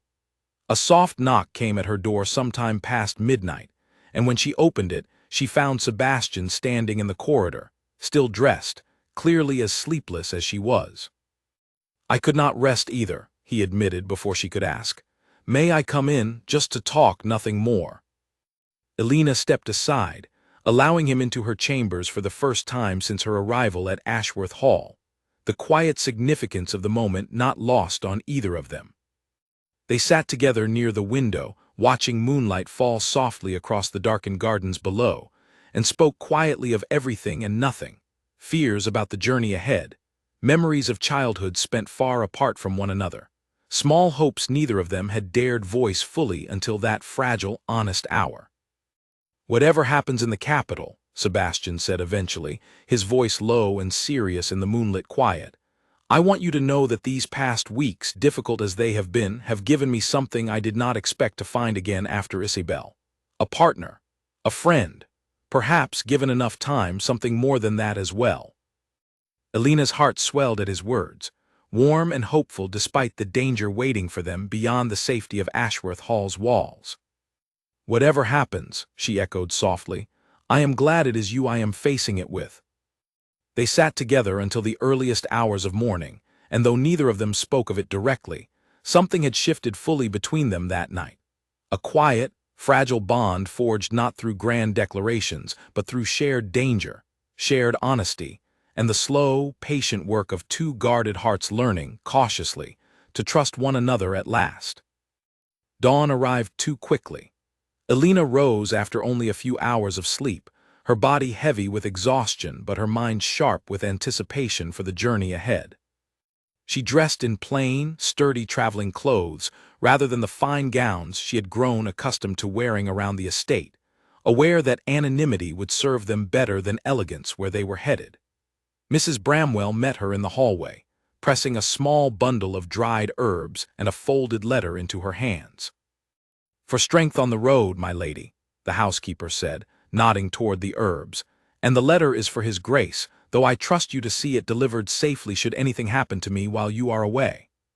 Her voice wavered slightly on the final words, and Alina realized with a small ache in her chest just how much the older woman had come to care for both of them over these past weeks. "Nothing will happen to you," Alina said firmly, embracing her briefly. "We will return soon, and this house will still be standing, and so will you." "See that you return safely as well," Mrs. Bramwell replied, blinking back sudden tears. "This house has not felt truly alive in a very long time, my lady, not until you arrived." The carriage that carried them away from Ashworth Hall bore no crest, no marking of any kind that might identify its passengers as anything other than ordinary travelers. Sebastian had arranged for a modest, unremarkable vehicle, drawn by plain horses, driven by a trusted guard dressed in equally plain clothing. Alina settled into the seat across from her husband as the estate disappeared behind them, the familiar towers and gardens shrinking into the distance until they vanished entirely behind a curve in the road. "You are quiet," Sebastian observed, several hours into the journey, as the countryside rolled past in shades of green and gold beneath the mid-morning sun. "I am thinking," Alina admitted, "of everything that has happened since I arrived at Ashworth Hall. It feels as though a lifetime has passed in only a few weeks." "It has, in a manner of speaking," Sebastian said, a faint, wry smile touching his lips. "You have gone from a stranger arriving at my door to the woman managing my entire household, negotiating with merchants, protecting your family from powerful enemies, and now traveling toward the capital to help uncover evidence against one of the most dangerous men in the kingdom. I would say that qualifies as a lifetime of change." Alina laughed softly at that, some of the tension in her shoulders easing at the warmth in his voice. "When you put it that way, it does sound rather extraordinary." "You are rather extraordinary," Sebastian said, quietly enough that she almost missed it beneath the rattle of the carriage wheels, but she heard it clearly, and the words settled warm and unexpected in her chest, a small gift offered without fanfare in the middle of an otherwise uncertain journey. They stopped only briefly to rest the horses and take a simple meal at a quiet roadside inn, careful to avoid drawing attention, speaking to no one beyond what was strictly necessary. Sebastian watched the surrounding travelers with quiet vigilance throughout the stop, his hand never straying far from the concealed blade he carried beneath his coat, and Alina found herself grateful, not for the first time, for the careful, protective instincts he had honed over a year of living beneath the shadow of Kingsley's threats. As the afternoon wore on and the carriage continued its steady journey toward the capital, Alina found her thoughts drifting toward Isabel Hartley, toward the woman she had never properly met but whose grief and danger had shaped so much of her own new life. She wondered quietly whether they might cross paths in the capital, whether the mysterious protector Sebastian intended to contact might lead them, even briefly, toward the woman herself. "Do you know where she is now?" Alina asked carefully. "Isabel." Sebastian's expression grew thoughtful, though not guarded in the way it once might have been. "I know a general region," he admitted. "Not an exact location. I thought it safer for her sake and for the sake of anyone who might be questioned against their will that even I remain uncertain of the precise details. What I do not know, I cannot be forced to reveal." "That seems like a lonely way to protect someone," Alina observed, "never knowing if they are truly safe." "It is," Sebastian agreed quietly. "But it is the only way I have found to keep her alive this past year, and I do not intend to abandon that caution now, not even for the comfort of certainty." Alina nodded, understanding the weight of sacrifice behind his words, the quiet, unglamorous heroism of a man who had spent a year in careful, lonely vigilance for someone he had once loved, all while the world assumed him simply cold and unattainable. It was, she thought, a far more complicated portrait than the one painted by gossip and rumor, and she found herself grateful, deeply and unexpectedly, that fate had given her the chance to see the truth beneath it. As dusk began to settle over the road ahead, the first distant lights of the capital flickered into view on the horizon, and Alina felt her pulse quicken with a mixture of anticipation and dread. Whatever awaited them in that vast, unfamiliar city, danger, answers, perhaps even the chance to finally end Kingsley's threat for good. She found herself facing it not as the quiet, overlooked bride who had arrived at Ashworth Hall weeks before, but as a woman who had grown steadily stronger with every trial placed before her, ready now to stand beside her husband rather than behind him. The carriage rolled onward into the gathering dark, carrying them both toward whatever the capital held in store. The capital swallowed them whole the moment they passed through its outer gates, a maze of narrow streets, crowded markets, and towering buildings that made Ashworth Hall's quiet countryside feel like a different world entirely. Sebastian guided their unmarked carriage through the tangled roads with practiced ease, clearly familiar with routes that avoided the busier thoroughfares where they might more easily be recognized or watched. They took rooms at a modest inn far from the fashionable districts, registered under names that bore no connection to either the Ashworth or Whitmore families. Alina marveled at how effortlessly Sebastian slipped into this quieter, more careful version of himself, so different from the composed, untouchable Duke the entire kingdom seemed to gossip about endlessly. Here, in the shadowed corners of the capital, he moved like a man accustomed to danger, alert to every face that lingered too long, every set of eyes that followed them a moment past casual interest. "The man we seek goes by the name Whitfield now," Sebastian explained quietly, once they had settled into their room and confirmed no one had followed them from the inn's entrance. "He was once a close associate of Isabel's father, trusted with certain records before everything fell apart. I have not spoken with him directly in over a year, not since I helped arrange his disappearance from public life alongside Isabel's own." "Will he trust you?" Alina asked. "I do not know," Sebastian admitted. "Trust is a fragile thing in circumstances like these. He may believe I am the reason his old life was destroyed in the first place, rather than the reason he survived it at all." They set out the following morning toward the address Sebastian had carefully memorized rather than written down anywhere that might be discovered. A modest bookshop tucked into a quiet corner of the merchant district, unremarkable in every visible way. A bell chimed softly as they entered, and an older man with graying hair and sharp, wary eyes looked up from behind the counter, his expression shifting instantly from polite welcome to guarded alarm the moment he recognized Sebastian's face. "You should not be here," the man said quietly, his hand drifting toward something beneath the counter that Alina suspected was a weapon. "Whitfield," Sebastian said calmly, holding both hands visible at his sides. "I would not have come if the situation were not urgent. Kingsley has begun threatening families connected to my household. This is my wife, Alina. She has become entangled in this danger through no fault of her own, and I fear it will only grow worse unless we act." Whitfield studied them both for a long, tense moment before finally relaxing slightly, though his hand did not fully leave whatever he kept hidden beneath the counter. "Lock the door," he said finally, nodding toward the shop's entrance. "And follow me to the back room. We should not speak of such matters where anyone might overhear." The back room proved to be a small, cluttered office lined with shelves of ledgers and correspondence, far more organized than the dusty shop front suggested.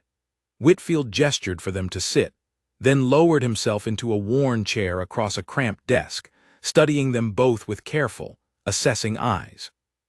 "I assumed you had destroyed everything connected to the Kingsley matter," he said to Sebastian.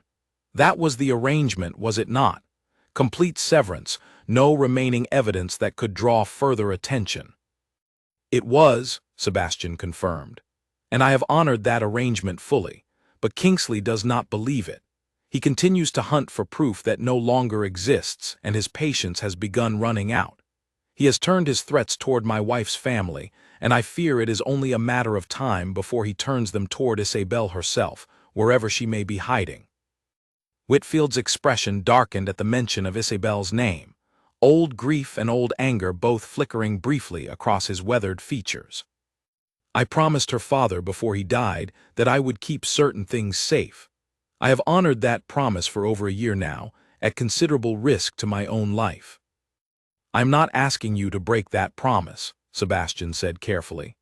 "I am asking whether there remains anything, any piece of evidence still in your possession, that could be used to expose Kingsley's crimes publicly, permanently, rather than simply delaying his pursuit through careful misdirection.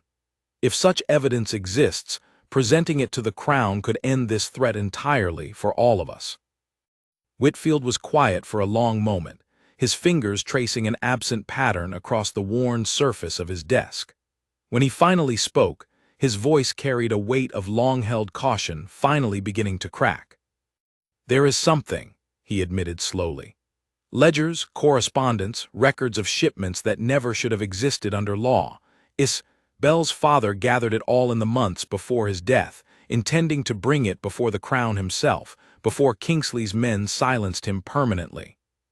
"Why did you never come forward with it?" Alina asked gently, speaking for the first time since entering the shop. Whitfield's gaze shifted toward her, softening slightly at the genuine curiosity in her question rather than accusation. "Fear, my lady," he admitted. "Kingsley's reach extends further than most people realize, into courts, into constables, into offices that should be above such corruption entirely. Coming forward alone, with no protection, no powerful ally willing to stand publicly against him, seemed a certain path toward my own death, and likely toward burying the truth even deeper than before." "You would not be alone this time," Sebastian said firmly. "I will stand with you publicly, before the Crown itself if necessary. My family's name carries weight enough to ensure this matter receives proper attention rather than being quietly buried by corrupted officials." Whitfield studied him for a long moment, old suspicion warring visibly with cautious hope. "And what of Isabel? If this evidence comes forward, if Kingsley's crimes are exposed publicly, will it not also expose her connection to this matter? Draw dangerous attention back toward her, just as she has finally found some measure of safety." It was a question Alina had not considered, and she watched Sebastian's expression grow troubled as he weighed the difficult truth of it. "I have thought of little else since deciding to come here," he admitted quietly. "But I believe the greater danger now lies in continued silence, not in finally bringing this matter into the light. Kingsley grows bolder with each passing week, more desperate, more willing to threaten innocent people who have nothing to do with the original conflict. If we do not act decisively now, I fear he will eventually find Isabel regardless of how carefully we protect her location, simply through the sheer breadth of his resources and his growing desperation." Whitfield considered this for a long time, the silence in the small office stretching taut with the weight of the decision before him. Finally, he rose from his chair and moved toward a shelf lined with unremarkable ledgers, running his fingers along their spines until he found the one he sought, worn and unassuming among dozens of others that looked exactly the same. "This has weighed on me for over a year," he said quietly, pulling the ledger free and setting it carefully on the desk before them. The fear of using it and the fear of never using it at all, wondering if I had betrayed her father's memory through my own cowardice. He opened the cover carefully, revealing pages dense with careful handwriting, dates, figures, and names that meant nothing to Alina but clearly meant everything to the two men studying them. "This is everything her father gathered," Whitfield continued.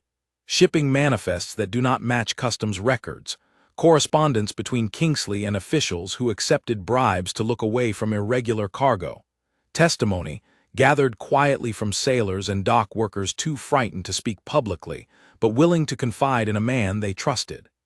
He closed the ledger gently, sliding it across the desk toward Sebastian. "It is enough, I believe, to end Kingsley's operations entirely, and likely enough to see him imprisoned or worse for his crimes, if presented properly before the right officials." Sebastian accepted the ledger with visible reverence, understanding fully the weight of what he now held in his hands, not merely evidence against a dangerous enemy, but the final testament of a man who had died trying to expose the truth, carefully preserved through a year of quiet fear by someone who had refused to let that sacrifice be forgotten entirely. "Thank you," Sebastian said quietly, "for trusting me with this after everything that has happened." "Do not thank me yet," Whitfield replied, his expression grave. "Presenting this evidence will not be simple. Kingsley has friends in high places, officials who will resist any attempt to expose crimes that have profited them as well. You will need to move carefully, and quickly, before word of this evidence's existence can reach him and give him the chance to silence us all before it ever reaches the crown." "I understand the risk," Sebastian said, "but I no longer see any path forward that does not require taking it." They left the bookshop shortly after, the precious ledger concealed carefully within Sebastian's coat, his expression tight with focused determination as they made their way back through the crowded capital streets toward their modest inn. Alina walked close beside him, her mind racing with everything they had just learned, with the weight of the decision now resting in their hands. "What happens now?" she asked quietly, once they had returned safely to their room and confirmed the door was securely locked behind them. "Now," Sebastian said, setting the ledger carefully on the small writing desk, "we need to reach someone within the Crown's court who cannot be easily bought or intimidated by Kingsley's influence.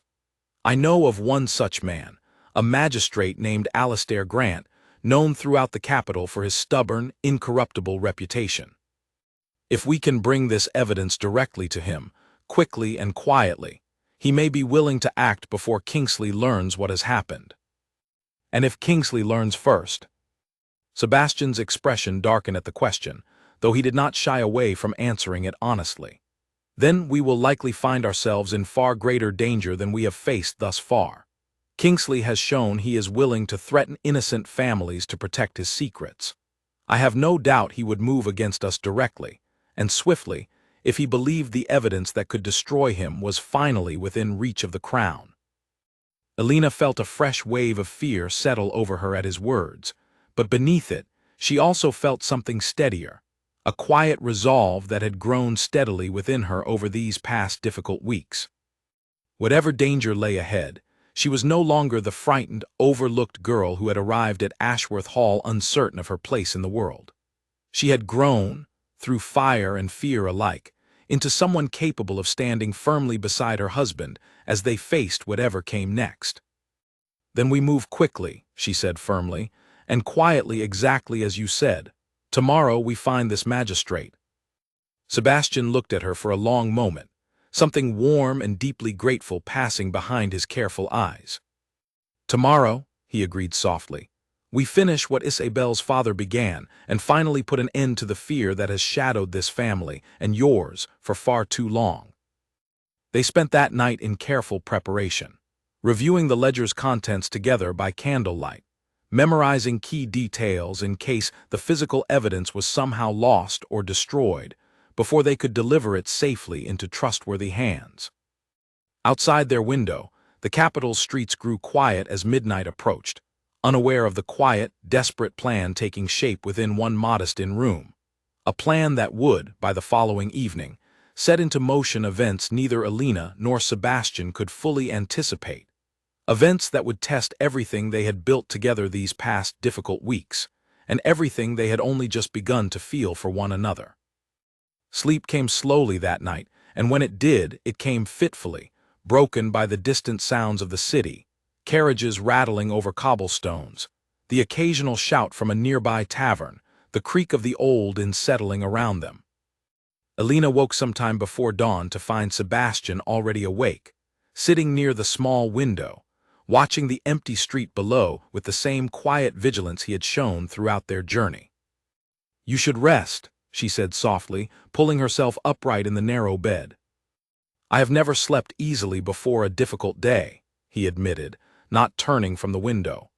"Even before I met you, before any of this began, my uncle used to say a man who sleeps too soundly has stopped paying attention to the dangers around him."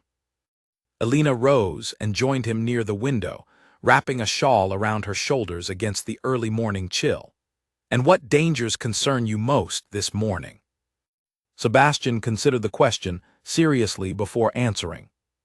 "That we will reach Magistrate Grant only to find he has already been reached first, by someone loyal to Kingsley rather than to justice.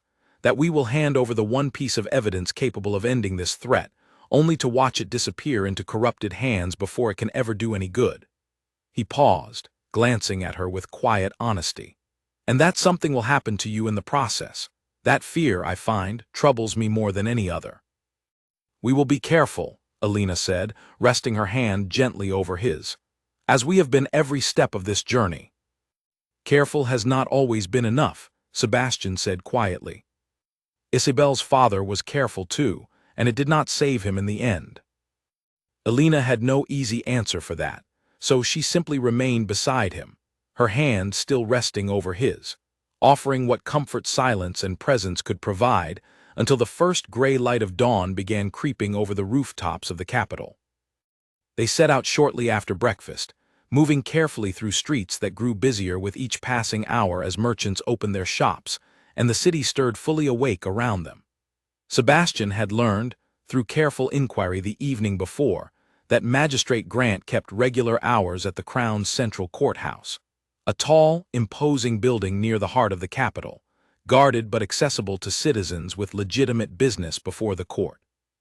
The walk there took nearly an hour, winding through crowded marketplaces and quieter residential streets alike, Sebastian choosing a deliberately roundabout path to make certain they were not being followed.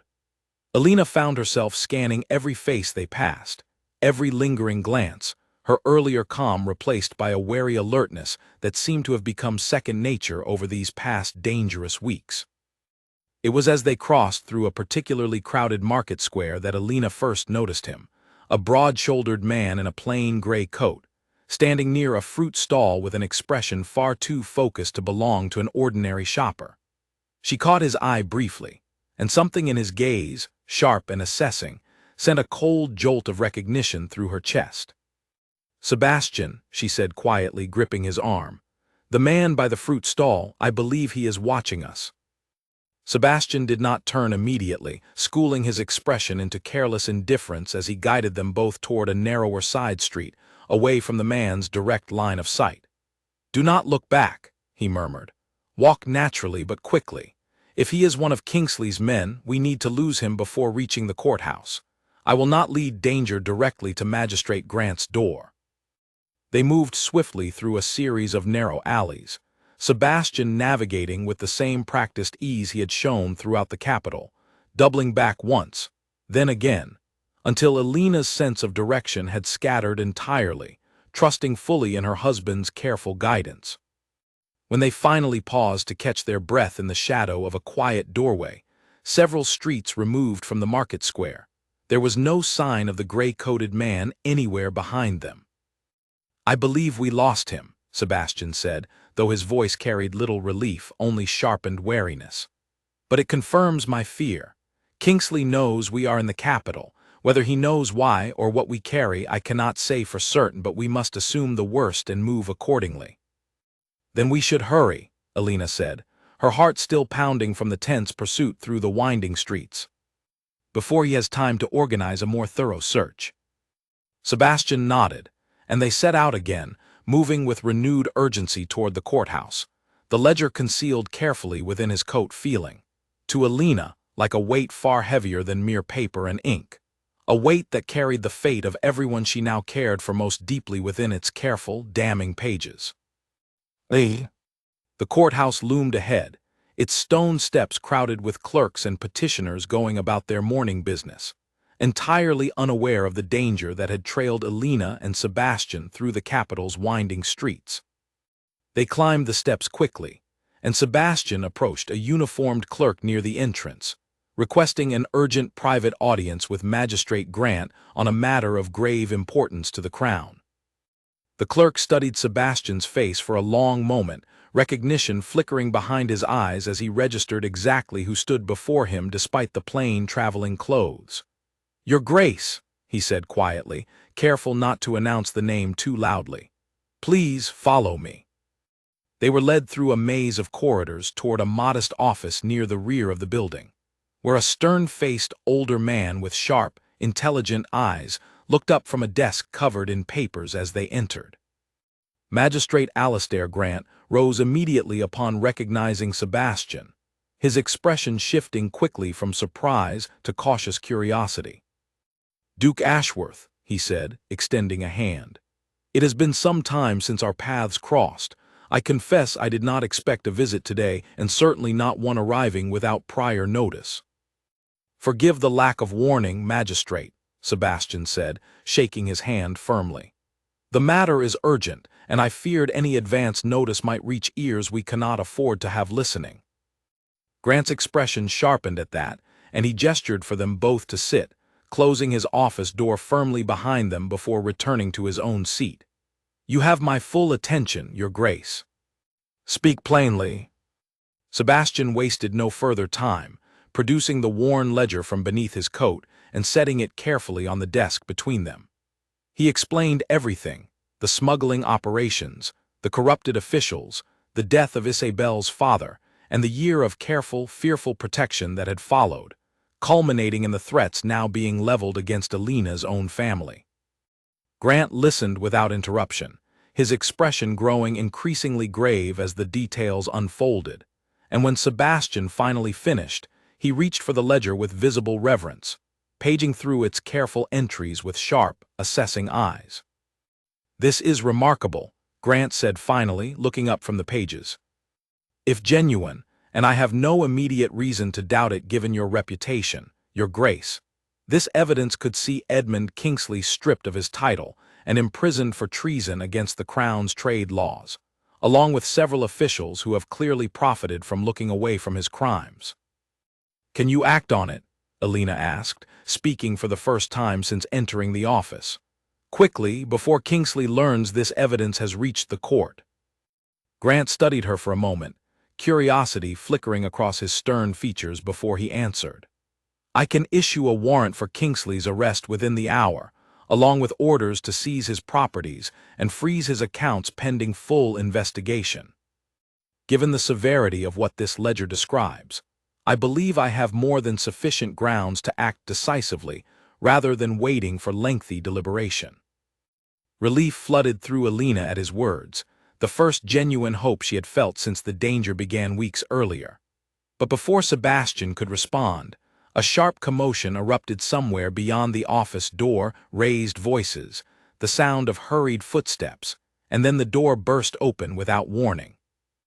A tall, broad-shouldered man strode into the room, flanked by two others Alina recognized instantly as guards wearing colors she had come to associate with danger itself. Edmund Kingsley's cold, furious eyes swept across the room, landing first on the ledger open before Magistrate Grant, then on Sebastian, and finally on Alina herself, his expression darkening further with each passing second. "I thought I might find you here," Kingsley said, his voice deceptively calm despite the fury simmering just beneath it. You should have simply told me the truth from the beginning, Ashworth. It would have saved us both considerable trouble. Lord Kingsley, Magistrate Grant said, rising from his desk with visible authority despite the sudden danger in the room. You have no right to interrupt official proceedings within this courthouse. I must ask you to leave immediately. I am afraid that ledger belongs to me, Kingsley said, ignoring the magistrate entirely, his attention fixed on Sebastian with cold, calculating intensity. Stolen property, taken from my associates through deception and theft. I will be reclaiming it now, along with an explanation for why my family's private business has been so thoroughly misrepresented in its pages. The evidence is genuine, and you know it, Sebastian said, rising to stand between Kingsley and Alina, his voice hard and unwavering despite the clear danger radiating from the two armed guards flanking their unexpected visitor. Threatening a magistrate within the walls of the Crown's own courthouse will not save you now, Kingsley. This matter has already moved beyond your control. Kingsley's expression flickered with something dangerous, calculation warring visibly with fury as he assessed the situation before him. Perhaps, he said finally, but I do not intend to leave empty-handed. His gaze shifted deliberately toward Alina, cold and pointed. Your wife, Ashworth, has proven remarkably resourceful these past weeks. It would be a shame to see such resourcefulness go unrewarded with consequences. The threat hung heavy in the air, and Alina felt her pulse quicken with fear even as she forced herself to stand tall beside Sebastian rather than shrink away from Kingsley's cold, assessing gaze. Magistrate Grant, however, was already moving, reaching for a small bell on his desk and ringing it sharply, 3 short, urgent chimes that echoed through the office. That signal will bring every guard in this building within moments, Grant said calmly, meeting Kingsley's furious glare without flinching. I would advise you and your men to leave now, Lord Kingsley, before you find yourself facing charges of threatening an officer of the Crown in addition to everything already documented in this ledger. For a tense, drawn-out moment, no one moved, the standoff stretching taut as approaching footsteps grew audible from the corridor beyond, growing louder and more numerous with each passing second. Kingsley's jaw tightened, calculation finally winning out over fury as he registered the impossibility of his position, outnumbered, exposed, and now facing consequences that would only worsen the longer he remained. This is not finished, he said, his voice low and venomous as he backed slowly toward the door, his guards retreating alongside him. You have made a dangerous enemy today, Ashworth, both of you. His eyes lingered coldly on Alina for one final, chilling moment before he turned and disappeared through the doorway, his guards following swiftly behind him just as a group of courthouse guards arrived, weapons drawn, too late to catch the fleeing threat. Grant immediately issued rapid instructions to the guards, ordering them to pursue Kingsley and detain him if possible, though Alina suspected, given the head start he had already gained, that any pursuit would likely prove fruitless. Sebastian remained close beside her throughout the chaos, his hand finding hers and holding tight, his own composure visibly shaken despite his outward calm. "Are you unharmed?" he asked quietly, once the immediate commotion had settled and the guards had departed in pursuit of Kingsley's retreat. "I am fine," Alina said, though her voice trembled slightly with the aftermath of fear. "Frightened but unharmed." Magistrate Grant returned his attention to them both, his expression grim but resolute. "I will issue the warrant for Kingsley's arrest immediately, along with orders for increased protection around your household and your wife's family until this matter is fully resolved. Given what has just occurred within my own courthouse, I have no further doubts regarding the truth of what this ledger describes." "Thank you, Magistrate," Sebastian said, relief and lingering tension both evident in his voice. "What happens now?" "Now," Grant said, already moving toward his door to issue further instructions, "we hunt Edmund Kingsley before he has the chance to flee the capital entirely, or worse, act on the threats he has just made against your family in a moment of desperate fury." He paused, glancing back at them both with something like grim respect. "You have done the Crown a great service today, bringing this evidence forward despite the clear personal danger involved. I do not intend to let that courage go unprotected." They left the courthouse under heavy guard shortly after, escorted back toward their inn by a contingent of Grant's own trusted men. The earlier relief of finally exposing Kingsley's crimes now tangled with fresh fear over the direct threat he had leveled against them both. Alina remained close beside Sebastian throughout the tense journey, her mind racing with everything that had just occurred, the danger of the confrontation still fresh and sharp in her memory. "He knows my face now," she said quietly. Once they had reached the relative safety of their inn room, guards posted discreetly outside their door. "He looked directly at me and made his meaning very clear." "I will not let anything happen to you," Sebastian said firmly, pulling her gently into his arms, an embrace that felt entirely different from anything they had shared before, less careful, less guarded, driven by genuine fear and genuine care rather than mere obligation. "Whatever it takes, Alina, I will keep you safe."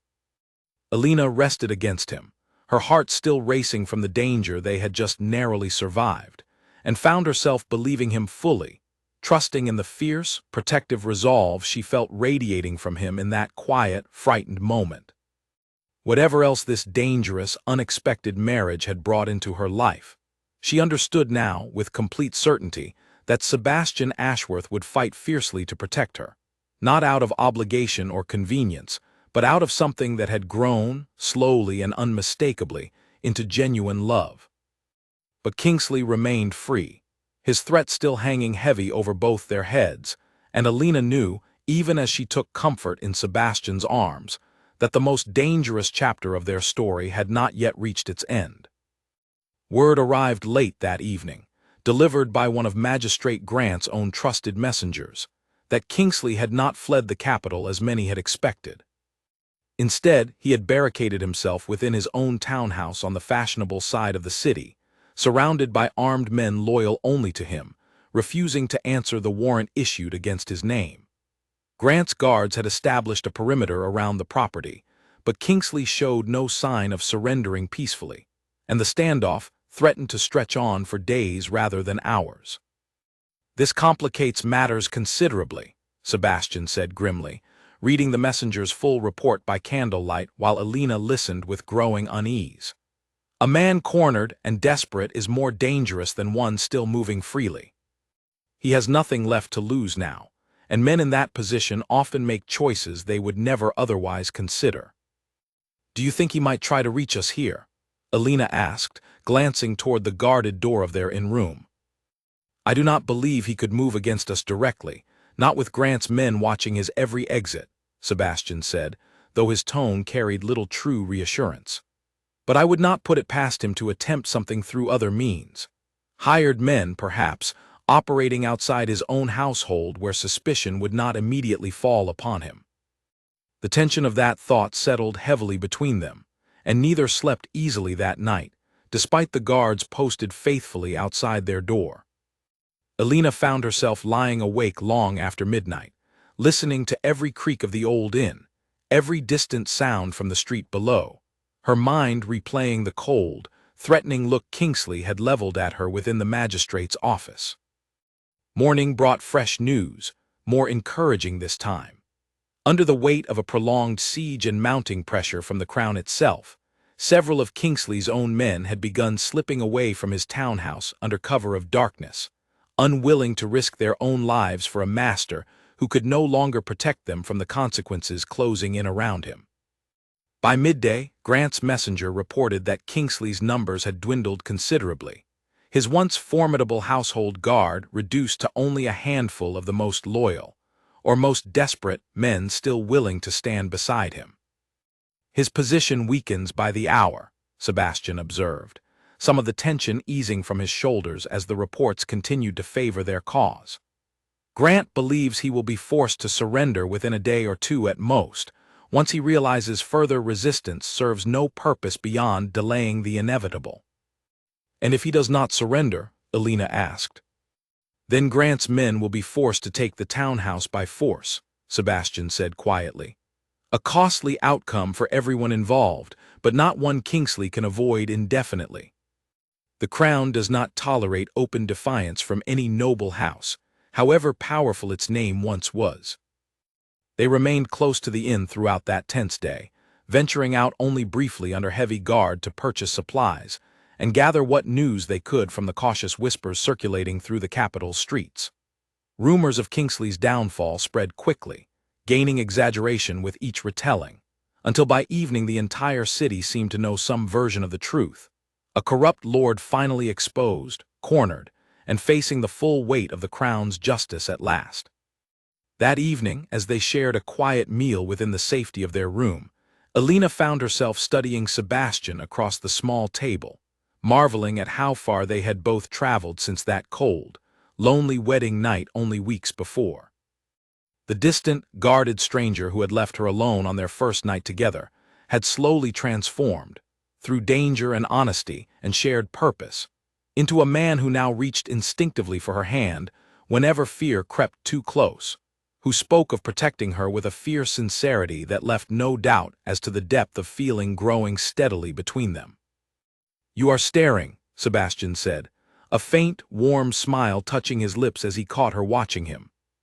"I am thinking," Alina admitted, "about how different this moment feels from the night we married. I did not expect then that I would ever see you smile at me the way you are smiling now." Sebastian reached across the table and took her hand gently in his own, his thumb tracing a slow, thoughtful pattern across her knuckles. "Nor did I expect," he said quietly, "to find myself grateful for a marriage I once viewed only as necessary sacrifice.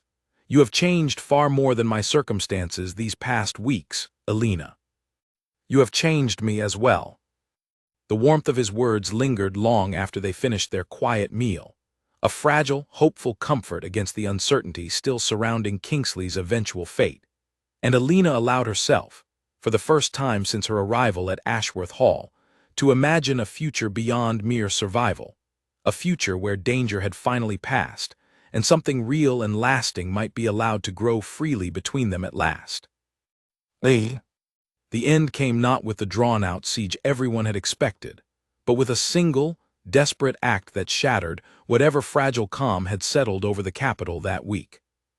Word reached them shortly after dawn, delivered breathlessly by one of Grant's own runners, that Edmund Kingsley had attempted to flee his surrounded townhouse under cover of darkness, disguised among a small group of servants slipping out through a rear entrance he believed unwatched.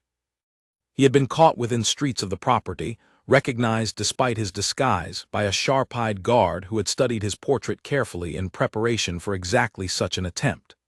Kingsley had resisted capture, drawing a blade against the guards who cornered him, and in the brief, chaotic struggle that followed, he had been wounded, though not fatally, before finally being subdued and placed under heavy arrest. "It is over," Sebastian said quietly, reading the full report with visible relief washing over his features for the first time in weeks. "Kingsley is in custody, wounded but alive, and will face full trial before the Crown for everything documented in Isabel's father's ledger, along with the additional charges of resisting arrest and threatening a magistrate." Alina felt the tension that had gripped her chest for weeks finally begin to loosen, relief flooding through her so completely that her knees felt momentarily unsteady beneath her. "It is truly finished?" she asked, almost afraid to fully believe it. "Truly finished," Sebastian confirmed, pulling her into a tight embrace that spoke more clearly than any words could of the depth of relief and gratitude he felt in that moment. "Your family is safe. Isabel is safe. We are safe. Kingsley's reign of quiet terror ends today, exposed fully and permanently before the Crown he thought himself powerful enough to defy." They remained in the capital only a few more days, long enough for Sebastian to provide additional testimony before the court, and for Magistrate Grant to formally confirm the charges that would see Kingsley stripped entirely of his title, his land seized by the Crown, and a lengthy imprisonment awaiting him once his wounds had sufficiently healed. Several of his corrupted associates, officials who had accepted bribes to overlook his smuggling operations, were swept up in the investigation as well, their own crimes exposed alongside his through the careful evidence Isabel's father had gathered at such tremendous personal cost. On their final evening in the capital, a quiet knock came at their in-room door, unexpected and unannounced. When Sebastian opened it cautiously, Alina watched his entire posture shift, surprise and deep emotion crossing his face as he stepped back to reveal the visitor waiting in the corridor beyond. Isabel Hartley stood there, dressed simply, her fair hair pulled back plainly, looking far less fragile than the weeping woman in gray Alina remembered from the wedding months before. Her eyes moved first to Sebastian, warm with old affection and evident relief, and then more carefully to Alina herself. "May I come in?" Isabel asked quietly. "I heard what happened, what you both risked to finally end this. I could not leave the capital without thanking you properly, and without finally meeting the woman brave enough to marry into all of this danger." Sebastian stepped aside, allowing her entrance, and the three of them settled into an unexpectedly gentle conversation that Alina had not anticipated having any opportunity to share. Isabel spoke openly of her father, of the year spent in careful hiding, of the constant fear that had shadowed every day since his death, fear that had only now, finally, begun to lift with news of Kingsley's arrest. "I owe you a debt I do not know how to repay," Isabel said to Sebastian, her voice thick with emotion. "You risked everything, your own safety, your own household, to protect me these past months. I will never forget that kindness, whatever else the future holds for either of us." "You owe me nothing," Sebastian said gently. "Your father deserved justice, and you deserved safety. I only did what any decent person would have done in my position." Isabel's gaze shifted toward Alina then, thoughtful and searching. "And you," she said softly, "married a man burdened with secrets you could not have understood, and chose, despite everything, to stand beside him rather than walk away from the danger he carried. That took considerable courage, Lady Ashworth. I hope you know how rare that is." Alina felt a warmth spread through her chest at the sincerity in Isabel's words, any lingering unease about the woman finally dissolving into something closer to quiet respect. "I did not fully understand what I was walking into," Alina admitted honestly. "But I do not regret the choice, whatever fear it brought with it these past weeks." They spoke a while longer, Isabel sharing careful, gentle stories of Sebastian's younger years that made Alina laugh despite the emotional weight of the conversation, small glimpses of a boy who had once been far less guarded than the man she had married. When Isabel finally rose to leave, she paused at the door and turned back toward them both. "I intend to begin rebuilding my life now," she said, quiet determination coloring her voice. "Somewhere far from the shadows that have followed me this past year. I hope, in time, we might all consider ourselves friends rather than simply people bound together by tragedy and danger." "I would like that very much," Alina said sincerely and meant it fully. After Isabel departed, Sebastian remained quiet for a long moment, something contemplative and finally, fully at peace settling over his features. "I have carried guilt over her situation for over a year," he admitted softly. "Guilt that I could not fully protect her, guilt over the marriage I arranged so hastily as part of that protection. Seeing her tonight, safe, hopeful, ready to build something new for herself, I find that guilt finally beginning to release its hold on me." "You did everything you could for her," Alina said gently. "And in doing so, you found your way to me as well. Perhaps that is not something to feel guilty over at all, but something to be grateful for." Sebastian turned to look at her fully then, something deeply tender moving behind his careful eyes, and reached out to gently cup her face in his hands. "I am grateful," he said quietly, his voice rough with emotion he no longer seemed inclined to hide. "More grateful than I know how to properly express. Alina, I did not marry you for love. I married you out of desperate necessity, and I treated you cruelly on the very night I should have shown you kindness instead.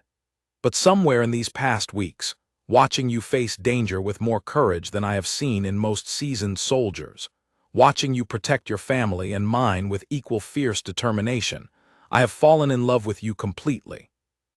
Alina's breath caught at his words, tears gathering unexpectedly in her eyes at the raw honesty in his voice. "I love you too," she said softly, the words feeling both new and entirely true as she spoke them aloud for the first time. "I did not expect to, not after that first cruel night, but somewhere between then and now, You became someone I could not imagine losing." Their journey home to Ashworth Hall the following day felt entirely different from the tense, uncertain drive that had carried them toward the capital only a week before. Alina watched the familiar countryside roll past with a lightness in her chest she had not felt since long before her father's letter first arrived announcing this arranged marriage. A lightness born not from the absence of danger alone, but from the presence of genuine love finally acknowledged between them. Mrs. Bramwell greeted them at the estate's entrance with visible relief, embracing Alina warmly before offering the same to Sebastian, who accepted the gesture with unexpected warmth of his own. News of Kingsley's arrest had already begun spreading through the countryside, and the household staff moved through their duties that evening with a lightness Alina had not witnessed since her arrival at Ashworth Hall. Months of quiet tension finally beginning to dissolve into genuine, unguarded relief. That evening, Sebastian requested that Alina join him in the garden after dinner, leading her toward the same quiet path where they had shared their first honest conversation about Isabel weeks before. The gardens had been transformed since then, blooming fully with the late summer flowers Alina had personally overseen planting during those anxious early weeks of her marriage, their fragrance sweet and full in the cooling evening air. "I have something I wish to give you," Sebastian said, guiding her toward the stone fountain at the garden's center, its water catching the last golden light of the setting sun. He reached into his coat and produced a small, carefully wrapped box, offering it to her with hands that trembled slightly despite his usual composure. Alina opened it carefully to find a delicate silver ring inside, simple but beautifully crafted, entirely different from the formal wedding band she already wore. "Sebastian, what is this?" "A promise," he said quietly, taking her hand gently in his own. "Our wedding began as an arrangement of necessity, cold and hurried, lacking everything a marriage should properly begin with. I cannot undo that first night, the loneliness I caused you, the humiliation in front of our household. But I can promise you from this moment forward that every night that follows will be different. I will not leave you alone again, Alina. Not on any night, not through any danger, not for any reason."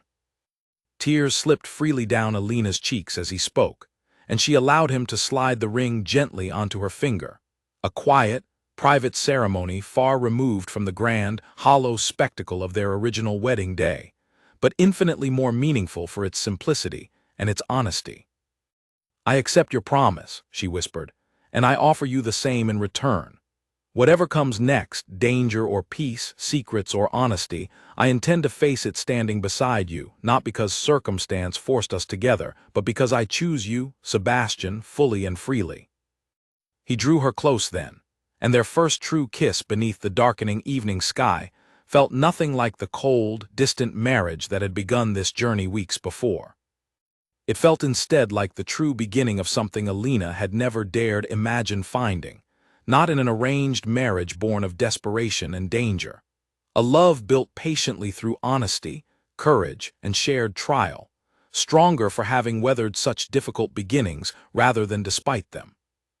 That night, for the first time since their wedding, Alina did not retire to her chambers alone. Sebastian walked beside her up the grand staircase, hand in hand, and this time, when they reached the top, there was no cold dismissal, no cruel separation into distant rooms. There was only the quiet, warm promise of a marriage finally becoming everything it should have been from the very beginning, a partnership built on genuine love rather than mere necessity. A wedding night claimed at last, months late but no less precious for the long, difficult road that had finally led them there.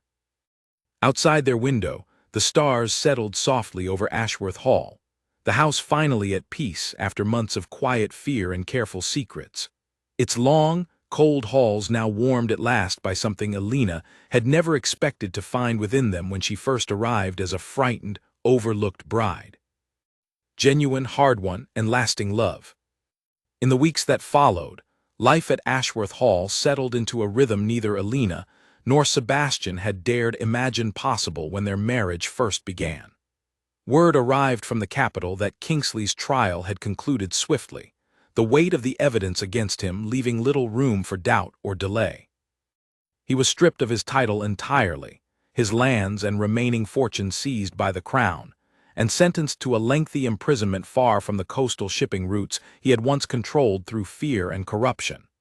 Several of his associates faced similar judgments, their names quietly erased from positions of trust they had long since betrayed. Alina's family returned safely to their own estate once the danger had fully passed, her father overwhelmed with gratitude when Sebastian visited personally to explain everything that had transpired since the hurried wedding months before. Charlotte visited Ashworth Hall often after that, delighting in watching her older sister flourish within a marriage that had once seemed so cold and uncertain, now clearly warmed by genuine affection that neither Alina nor Sebastian bothered to hide any longer. Mrs. Bramwell took particular joy in the transformation of the household, often remarking to the younger staff how different the halls felt now, filled with easy laughter rather than careful, guarded silence. Nora, the young maid who had first hinted at the strangeness surrounding the rushed wedding, found herself promoted to Alina's personal attendant, a role she embraced with obvious pride and affection for the mistress who had treated her with kindness from the very beginning.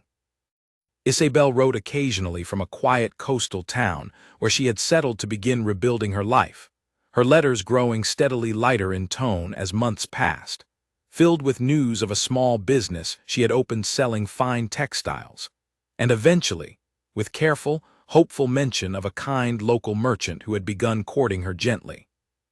Alina read these letters with genuine happiness for a woman who had once represented, however unfairly, a painful shadow over her own marriage, and who had instead become, through honesty and shared hardship, something closer to a valued friend. One crisp autumn afternoon, nearly a year after that first cold, lonely wedding night, Alina stood once again in the same garden where Sebastian had given her the silver ring, watching the late afternoon light filter gently through trees that had grown fuller and greener with each passing season. Sebastian found her there, as he often did now, drawn instinctively toward wherever she happened to be rather than avoiding her company as he once had. "You are thinking of that first night again," he said softly, settling beside her on the stone bench near the fountain, reading her thoughtful expression with the ease of a husband who had learned, over months of honest partnership, to understand her moods almost as well as his own.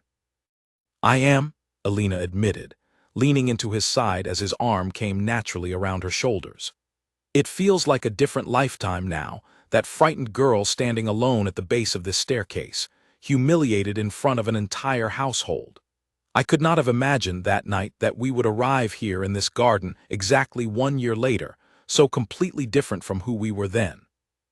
"Do you regret any of it?" Sebastian asked, though his tone suggested he already suspected her answer. "No," Alina said simply, turning to meet his eyes with the same steady honesty she had carried since her very first days at Ashworth Hall. "Every difficult moment led us here, to this garden, to this life we have built together. I would not trade the journey, however painful its beginning, for a different path that might never have brought us to this same, deeply happy place." Sebastian pressed a gentle kiss to her forehead, and they sat together in comfortable silence as the autumn sun continued its slow descent toward the horizon, painting the gardens of Ashworth Hall in warm shades of gold and amber. Somewhere beyond the estate's walls, the kingdom continued turning, unaware of the quiet, remarkable transformation that had taken place within these once cold and guarded halls. A marriage born from desperate necessity and cruel beginnings that had grown, through courage and honesty and shared trial, into something far more precious than either of them had ever dared to hope for. The most desired duke in the kingdom, once famous for his cold indifference toward every woman who sought his attention, had finally found the one heart capable of thawing his own, not through beauty or wealth or clever pursuit, but through quiet strength, unwavering loyalty, and a courage that had matched his own step for step through every danger they had faced together. And Alina, the overlooked daughter once dismissed at every ball she attended, had become not merely a duchess in name, but a true partner in every sense of the word, respected by the household she managed, cherished by the husband who had once left her so cruelly alone, and finally, completely, at peace within the life she had built for herself against every expectation placed upon her at the very beginning of this long and difficult journey. 2 years after Edmund Kingsley's trial concluded, a letter arrived at Ashworth Hall that neither Alina nor Sebastian expected, bearing a seal from the Crown's own office, rather than the familiar handwriting of family or friends. Sebastian broke it open at the breakfast table, his brow furrowing as he read, and Alina watched his expression shift from curiosity to something more serious. "It is from the Crown's Council," he said, passing the letter across to her. "They wish to appoint me to a new position overseeing trade reform along the eastern coast, the very routes Kingsley once corrupted. They believe my knowledge of the situation and my proven willingness to act against corruption regardless of personal cost makes me suited to help rebuild honest commerce in that region." Alina read the letter carefully, pride swelling in her chest as she took in the formal, respectful language used to describe her husband's character. "This is a great honor," she said. "Though it would mean considerable time away from Ashworth Hall, would it not?" "Extended travel along the coast, yes," Sebastian admitted. "Months at a time, potentially, overseeing new agreements with merchants and ensuring the corrupted practices Kingsley once relied upon do not simply reappear under different names." He studied her carefully. "I would not accept such a position without first discussing it with you. This household, this life we have built, belongs to both of us equally now." Alina considered the offer seriously, weighing the disruption against the genuine good her husband could accomplish. The honest merchants who might finally receive fair treatment, the corrupted officials who might finally be rooted out entirely from positions they had abused for years. "I think you should accept," she said finally, "but only if I may accompany you, at least for the early months of establishing this new work.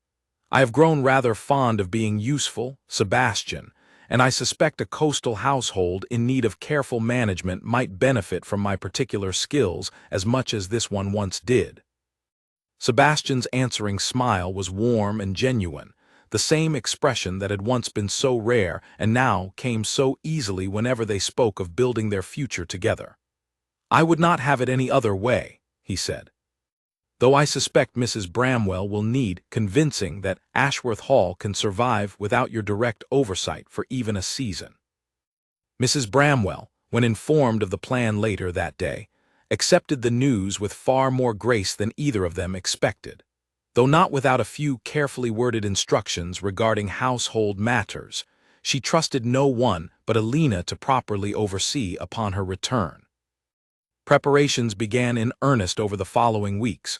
Correspondence exchanged with officials along the coast, arrangements made for a temporary residence near the busiest of the reformed shipping ports, and careful plans established to ensure Ashworth Hall itself remained secure and well managed during their extended absence.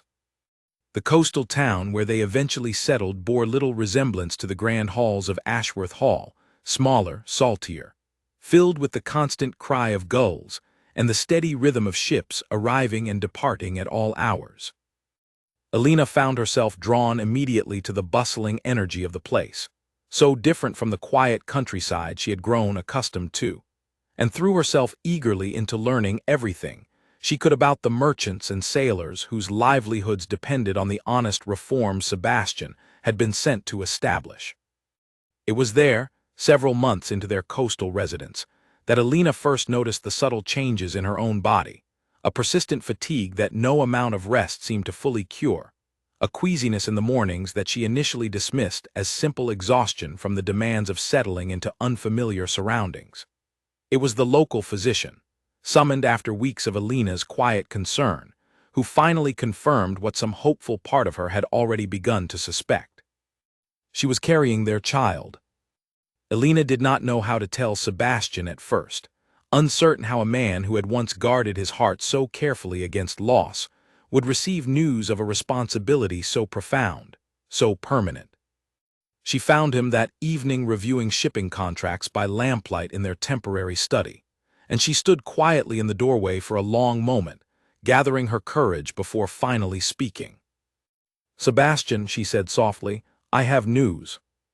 He looked up immediately, setting aside his papers at the seriousness in her tone, concern flickering briefly across his features. "Is something wrong?" "No," Elena said, a small, nervous smile breaking through despite herself. "Nothing is wrong at all, quite the opposite, in fact." She crossed the room and took his hands in her own, watching his expression carefully as she spoke the words that would change everything between them once again. "I am carrying our child." For a long moment, Sebastian simply stared at her, processing the news with an intensity that made Elena's heart race with uncertainty. Then, slowly, an expression of pure, unguarded joy broke across his features, unlike anything she had seen from him before, even in their most tender private moments. "A child," he repeated softly, as though testing the words for the first time, before rising and pulling her carefully into his arms, laughing with a lightness that seemed to surprise even himself. "Elena, this is wonderful. This is truly wonderful news." They spent that evening talking long into the night, discussing names, wondering whether the child would inherit Elena's steady patience or Sebastian's sharp intelligence, planning quietly for a future neither of them had dared imagine so fully during those first cold, uncertain days of their arranged marriage. It felt, Elena thought, like the final piece settling into place, the completion of a transformation that had begun on a lonely wedding night and had grown, slowly and steadily, into a life richer and more fulfilling than she had ever dared hope for. Their daughter arrived the following spring, back at Ashworth Hall where Elena had insisted on returning for the birth, surrounded by the familiar comfort of Mrs. Bramwell's steady presence and the household staff who had watched their mistress grow from a frightened young bride into a confident, beloved duchess over the preceding years. They named her Margaret, after Elena's own mother, a small girl with her father's dark hair, and from the very first weeks, her mother's steady, curious gaze.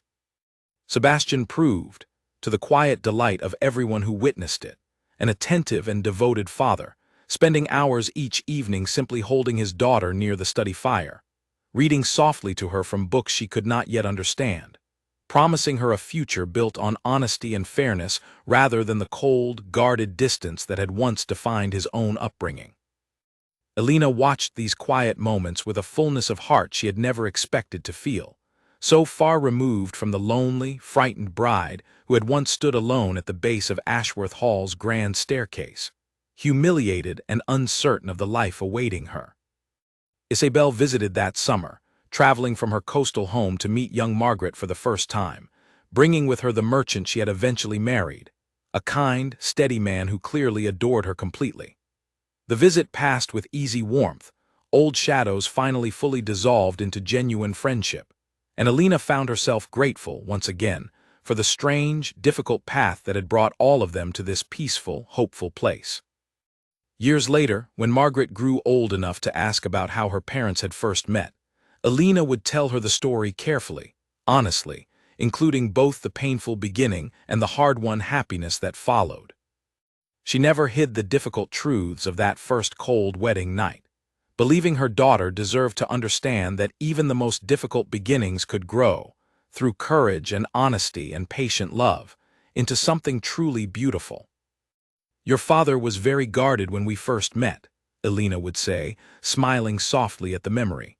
"He built walls around his heart to protect himself from loss. But walls, however carefully built, can always be dismantled by patience and honest love, brick by careful brick, until finally nothing remains but the truth of what was always waiting underneath." And Sebastian, listening quietly from the doorway during these retellings, would simply smile, grateful beyond measure for the woman who had walked into his cold, guarded life on a night meant only for humiliation and loneliness, and had instead, through her own quiet strength, transformed it entirely into a home filled with warmth, honesty, and a love neither of them had ever expected to find, yet both now considered the truest gift of their entire lives. As Margaret grew older, a second child followed, a son they named Edward after Elena's own father, whose joyful arrival filled Ashworth Hall with even more laughter than before.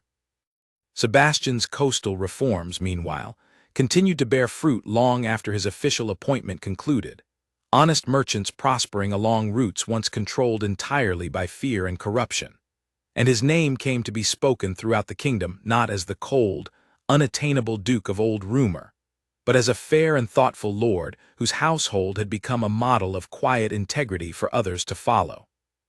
Mrs. Bramwell remained at Ashworth Hall well into her later years, refusing every gentle suggestion of retirement, insisting she could not possibly leave while there remained children in the nursery who needed proper looking after. She often told the younger staff, particularly the newer maids who had never witnessed the estate's darker days, stories of how different the halls had once felt, cold and silent and heavy with secrets, before a quiet, determined young bride had arrived and slowly, patiently, brought warmth back into every corner of the house. Charlotte married some years later, a steady, kind gentleman from a neighboring county, and the sisters remained close throughout their lives, visiting often, their children growing up together with the easy familiarity of cousins raised almost as siblings.